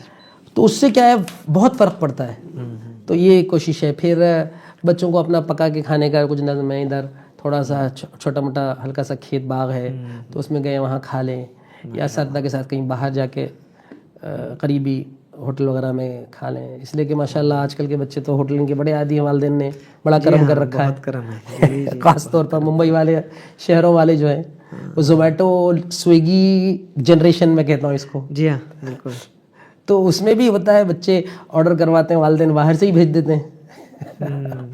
تو یہ بہرحال حفظ ناظرے کا بالخصوص یہ نظام ہم نے کوشش کی ہے، اور اس کی ایک وجہ یہ بھی رہی ہے کہ اللہ آپ کو اچھا رکھے کہ میں آڈینس کو بتا بھی دوں کہ یہ ہمارے مفتی نثار صاحب قاسمی ہیں، یہ ہمارے دارالعلوم دیوبند کے ساتھی ہیں ماشاءاللہ، اور بڑا ان کے ساتھ ہمارا کمپٹیشن ہوتا تھا عبارت خوانی میں. حضرت مفتی خورشید صاحب گیاوی دامت برکاتہم کی بالخصوص کلاس میں جماعت میں. تو ابھی ماشاءاللہ الہدایہ کیمپس جو الہدایہ جو ان کے انسٹیٹیوشنز ہیں ابو سعد صاحب رحمۃ اللہ علیہ ان کی طرف سے قائم کیا ہوا، ڈاکٹر سید قمار انظر صاحب کی سرپرستی میں چلا رہے ہیں. تو پورا ہدایہ کیمپس جو ہے اس کے ذمہ دار ہیں ماشاءاللہ، بڑے ہی ڈائنامک پرسنالٹی ہے. تو میں تو ان کا مشکور ہوں، ممنون ہوں کہ ان کی طرف سے توجہ دلائی گئی کہ بھائی اس نظام کو ایک پوڈ کاسٹ کی شکل میں کر دیا جائے. بالکل. اور ہمارے لیے آسانی بھی شاید ہو جائے گی کہ بہت سارے وفود یہاں مولانا کی نسبت سے آتے رہتے ہیں، تو ہر مرتبہ پورا سسٹم دکھانے کی ہم کو ضرورت پڑتی ہے. تو امید ہے کہ اس سسٹم کی وجہ سے، ریکارڈ ہو جانے کی وجہ سے، اب اس کے علاوہ مزید دوسرے کاموں کے لیے وقت نکالنا آسان ہو جائے گا. مفتی صاحب یہ بھی بتائیں کہ آپ نے میرا تو تعارف کرا دیا، میں چاہتا ہوں کہ آپ کا تعارف ہو، اس سے پہلے کیا آپ کا یہ جو نظام ہے اگر کوئی آ کر دیکھنا چاہے اور اسے اپنے ادارے میں نافذ کرنا چاہے تو کیا یہ اوپن سورس ہے یا کلوز سورس ہے؟ یعنی آپ اس کو اپنی جو تجربات ہیں وہ کسی ادارے میں اگر کوئی ریپلیکیٹ کرنا چاہے تو آپ کی طرف سے اس کا کیا نظام ہے؟ آپ مدد کرتے ہیں، آپ جاتے ہیں، نگرانی کرتے ہیں؟ اس میں یہ ہے کہ ہم تو اوپن ہیں. جی ہاں، مطلب یہ کہ امت کا سرمایہ ہے، اور حضرت مولانا خلیل الرحمن سجاد نعمانی صاحب دامت برکاتہم امت کی ایک بڑی اہم شخصیت ہے، تو وہ ان کا فیض جیسا ان کی مجالس بیانات سے جاری ہے. تو اس ادارے کے اندر بھی لوگ وفود آتے رہتے ہیں، انفرادی اجتماعی طور پر اداروں کے ذمہ دار آتے رہتے ہیں. تو میں اگر کہوں کہ 10 دن میں اگر ریشو نکالا جائے، ہر 10 سے 15 دن میں ایک وفد اس سسٹم کو دیکھنے کے لیے آتا ہے تو مبالغہ نہیں ہوگا ماشاءاللہ. تو ہم سب کو بیٹھتے ہیں، وہ میں کہہ رہا تھا کہ سب کو نظام سمجھاتے ہیں، دکھاتے ہیں، نظام سمجھاتے ہیں. اس لیے کہ ہمارا سمجھنا ہے کہ آپ کو اللہ تعالیٰ نے جو دیا ہے وہ بانٹنے سے اور بڑھے گا. بالکل. بلکہ ہم یہ سمجھتے ہیں کہ ہماری یہ ذمہ داری ہے کہ اللہ تبارک و تعالیٰ نے ایک کام ہم سے لیا ہے تو ہم سے بہتر کام اور بھی ہو جائے گا، وہ بھی ایک ہمارے لیے ذریعہ ہوگا صدقہ جاریہ کے طور پر. تو بانٹنے سے چیز بڑھے گی. ہاں البتہ ہم نگرانی وغیرہ نہیں کرتے ہیں. اچھا، ایسا نہیں کرتے، نگرانی وغیرہ نہیں کرتے. البتہ ہم جس کو جو ضرورت ہے، اگر ہم سے کچھ چاہیے تو ہم حاضر ہیں، ہمارا پورا سسٹم حاضر ہے. تو گویا کہ ابو اسحاق البیری رحمہ اللہ کا جو شعر ہے، یزید بکثرت الانفاق منہ وینقص ان بہ کفن شددت، ہاں صحیح، اس کا مکمل مصداق اللہ تعالیٰ بنائے، اللہ تعالیٰ بنائے. ابھی یہاں پر چونکہ نظام چل رہا ہے تو اس میں بچے عالم بھی بن رہے ہیں، اور بچے کنٹمپریری میں بیچلر بھی کر رہے ہیں، اور سائنس سے، آرٹ سے، کامرس سے سب پڑھ رہے ہیں، اور اس کے ساتھ ساتھ دونوں تعلیم بھی پڑھ رہے ہیں. اور اہم بات یہ ہے کہ ہم جو ہمارے بچے جو پڑھ رہے ہیں ان میں ایک چیز دیکھ رہے ہیں کہ ان کے اندر احساس کمتری ایک عام طور پر کبھی کبھار ہمارے فارغین میں محسوس ہوتی ہے کہ ہم کو انگریزی نہیں آتی، یا ہم کو علوم عصریہ نہیں آتے، یا ہم کو یہ نہیں ہوتا کہ باہر کے لوگوں سے ہم کو بات کرنی ہے، اداروں میں جانے کے ذرا تھوڑا سا وہ چیز ان میں ہم کو محسوس نہیں ہو رہی ہے کہ وہ کمی. ہاں البتہ ہماری یہ کوشش ہوتی ہے کہ ان کے اندر وہ ہمارے اکابرین اور پرانے قدیم طرز کا جو تقوی ہو، ورع ہو، اور امت کے لیے کڑھنا، امت کے لیے سب کچھ نچھاور کرنا، ان کے اندر ہم لانے کی الحمدللہ کوشش کر رہے ہیں، اور اس کے اندر الحمدللہ آ بھی رہا ہے اللہ کے کرم سے. جیسے میں نے کہا کہ مولانا نے جو نظام یہاں پر قائم کیا اس کی بنیادی وجہ یہی کہ ایک عالم دین کی حیثیت سے اپنی یہ شناخت بنا کر پوری زندگی گزاریں، اور اپنی جو ان کی فیلڈ ہے اس میں بھی رہیں. ٹھیک ہے، ماشاءاللہ. تو یہ ایک مختصر داستان تھی. بالکل. مجھے تو لگتا ہے یہ تو میں نے کوشش کی، وہ کلیم عاجز یاد آ رہے ہیں کہ پتہ نہیں ہم نے کتنا سمجھا پائے. ادا کیوں کریں گے چند آنسو دل کا افسانہ، بڑا مشکل ہے، جتنا سمجھا ہے اتنا سمجھانا، اتنا سمجھانا کوشش تو کی ہے۔ اب ظاہر ہے آپ نے اپنے جو ہے وہ تقریباً 10 سے 12 سال کا جو آپ کا ہاں تجربہ رہا ہے اور جو اپس اینڈ ڈاؤنس آئے ہیں ان بالکل تمام کو آپ نے جو ہے وہ رزلٹ کے فارم میں آپ نے یہاں دیا بتایا دیا گویا کہ ہے۔ اللہ کرے ہم ایک اور بھی کوئی سیریز کر پائیں جس میں میں سمجھتا ہوں ہمارے بہت سارے لوگ ہمارے مدرسوں کے اندر عصری علوم کو انکلکیٹ کر رہے ہیں، لا رہے ہیں۔ تو ہم نے ایک 10-15 سال اس میں گزارے ہیں، تو اللہ کرے ہم اپنے تجربات کو ان کے سامنے رکھ پائیں تاکہ وہ غلطیاں جو ہم نے کی ہیں وہ نہ کریں۔ جی جیسے کہ ہر بندہ ایک ادارہ اگر قائم کر رہا ہے تو وہ انگلش میں کہتے ہیں نا کہ ری انوینٹنگ دا ویل، جی تو وہ ری انوینٹنگ وہ نہ کریں ویل، جی جی یعنی وہ وہاں سے شروع کریں جہاں مطلب ہم پہنچے ہیں، آلریڈی پہنچ گئے۔ تو ان کو وہ اپنے وسائل کا، اپنے کیا کہتے ہیں انرجی کا، اپنے وقت کا ضیاع کرنے کی ضرورت نہیں ہے، یعنی ریڈی موڈیول ہے، ہاں بس اسے اپلائی کرنا ہے۔ اپلائی کریں وہ۔ جی جی جی تو الحمدللہ لوگوں میں کوشش کر رہے ہیں لوگ، اللہ تعالیٰ انہیں کامیاب کرے، اور وہ جو ہمارے مدرسوں کی اصل روح ہے، مدرسوں کا اصل مقصد ہے قیام کا، عصریات کے لانے کی وجہ سے اس پہ حرف نہیں آنا چاہیے، یہ بہت اہم بات ہے۔ بالکل ضروری، بالکل اگر اس پہ حرف آ گیا تو پھر عصریات کا کوئی مطلب نہیں کوئی ہے، مطلب ورنہ تو امت میں بہت سارے ادارے چل رہے ہیں عصریات کو پڑھانے والے، تو ہم کو ایک نیا کریٹ کر کے ایک کیا کہتے ہیں کیپٹلزم کے ایک ہاتھ پیر بنانا، سرمایہ دارانہ نظام کا، یہ یہاں کے ادارے کا مقصد نہیں ہے۔ ہونا بھی اللہ تبارک و تعالیٰ ہمارے فارغین کو، جو مؤسسین ہیں، ان کی جو تمنائیں ہیں، جو اداروں کے قیام کے سلسلے میں، ان فارغین کو ان تمناؤں پر پورا اترنے کی توفیق نصیب فرمائے، آمین۔ اور ہمارے اساتذہ اور دیگر اداروں کے ذمہ داران جو محنت کر رہے ہیں ہندوستان کے اندر تبلیغ دین، اشاعت دین، حفاظت دین کے حوالے سے، اس میں ساری محنتوں کو اللہ تعالیٰ کامیاب فرمائے۔ آپ نے ایک لفظ، ایک اصطلاح استعمال کی مفتی صاحب، حفظ قرآن سے ہم عشق قرآن کی طرف طلباء کو لے جاتے ہیں، اس کو تھوڑا الیبوریٹ کیجئے کہ یہ عشق قرآن کیا ہے، اور کیا تھا حفظ قرآن میں جو عشق قرآن میں زیادہ ہے، یا عشق قرآن میں کیا ہے جو حفظ قرآن میں نہیں ہے، تھوڑا سا۔ مطلب یہ کہا جائے کہ حفظ قرآن تو پورا ہے ہی، لیکن ساتھ میں ہم یہ کوشش کریں کہ کسی طرح بچے کے دل میں قرآن اتر جائے، قرآن سے تعلق پیدا ہو جائے، اور قرآن سے تعلق پیدا ہونے کے لیے یہ معلوم ہونا چاہیے کہ قرآن میں کیا ہے۔ یعنی کسی سے تعلق پیدا ہو، وہ کیسے ہوگا؟ جب آدمی کے ساتھ، کیسے کہتے ہیں کہ سونے کو گھس کر دیکھے، انسان میں بس کر دیکھے، تو کہیں نہ یہ قرآن میں وہ بسے تھوڑا سا۔ تو ہمارا ماننا یہ تھا کہ قرآن سے بچے کا تعلق کو استوار کرنا چاہیے، تو بچے جس عمر کے ہوتے ہیں اس میں اسٹوریز کو بڑا پسند کرتے ہیں، تو قصص قرآنیہ جو ہیں وہ بچوں کے لیے بڑا اس میں اٹریکشن ہے۔ مثلا یہ کہ ان کے سامنے یہ بات آئی کہ پہاڑ اچانک سے پھٹتا ہے اور اس میں سے ایک پریگننٹ اونٹنی نکل کے آتی ہے، تو ان کے لیے ایک فیسنیٹنگ ہے مطلب۔ اور ایسے ہی ایک آگ جل رہی ہے اور آگ میں انسان جلتا ہے، لیکن یہ آگ ایسی ہے، یہ وہ ابراہیم علیہ السلام کو، ایک انسان کو جلاتی نہیں ہے، تو کیسے نہیں جلاتی ہے؟ ایسے ہی پھر ایک انسان بڑی سی ویل مچھلی کے پیٹ میں چلا جاتا ہے تو ہضم مطلب کہ ختم نہیں ہوتا، بچا دیا جاتا ہے۔ ایک کشتی بنتی ہے اور اس میں سارے دنیا کے جانور زیرو اس میں آ جاتے ہیں، اور پھر جودی پہاڑ پہ جا کے رکتی ہے۔ تو ایک ایسی سٹوریز ہیں وہ۔ پھر یوسف علیہ السلام کا ایک پوری جرنی ہے سورہ یوسف کی، تو ہم نے سوچا کہ پہلے اس میں یہ کیا جائے کہ بچوں کو قصص قرآنیہ سے جوڑا جائے۔ جیسے ہمارے ہاں نظام ہوتا ہے بچوں کو حفظ قرآن کراتے ہوئے دینیات کا نظام ہوتا ہے، تو دینیات ہی کے نظام کے اندر ہم نے عشق قرآن کا ایک گویا کہ نظام، اس میں ایک کام یہ ہے کہ ہم ان کو قرآن سے جوڑنے کے لیے اسٹوریز والا نظام بنایا ہوا ہے۔ دوسرا یہ کہ عشاق قرآن کے واقعات، قرآن سے تعلق کی آیات، قرآن سے متعلق احادیث، فضائل قرآن کا جو پورا چیپٹر ہے وہ ان کے سامنے، پھر اس کے ساتھ ان کے لیے احادیث کا یاد کروانا، جو دینیات کا نظام ہے وہ بھی چلتا رہتا ہے۔ تو اس طریقے سے ایک عشق قرآن کی کوشش کی گئی ہے اپنے نظام میں رہتے ہوئے، جتنا ان کے اندر انکلکیٹ کیا جا سکے۔ تو اس طریقے سے کوشش کی گئی، ایک سلوگن دیا تھا، اس کو ہم عملی جامہ پہنانے کی یہ کوشش ہے، اور دیکھ رہے ہیں اللہ کے کرم سے اس کے اوپر اثر نظر آ رہا ہے۔ بس ہم یہ چاہتے ہیں کہ ہمارے جو والدین ہیں، کسی بھی مدرسے میں ایک طالب علم کو حفظ کراتے ہیں، وہ مدرسے کے نظام کو اچھے سے سمجھیں، اور مدرسے کی بتائی ہوئی ہدایات اور گائیڈ لائن کے مطابق اپنے گھر میں بچہ جب آئے تو اس کے مطابق اگر وہ کر لیں تو بے انتہا شاندار رزلٹ ہو سکتا ہے۔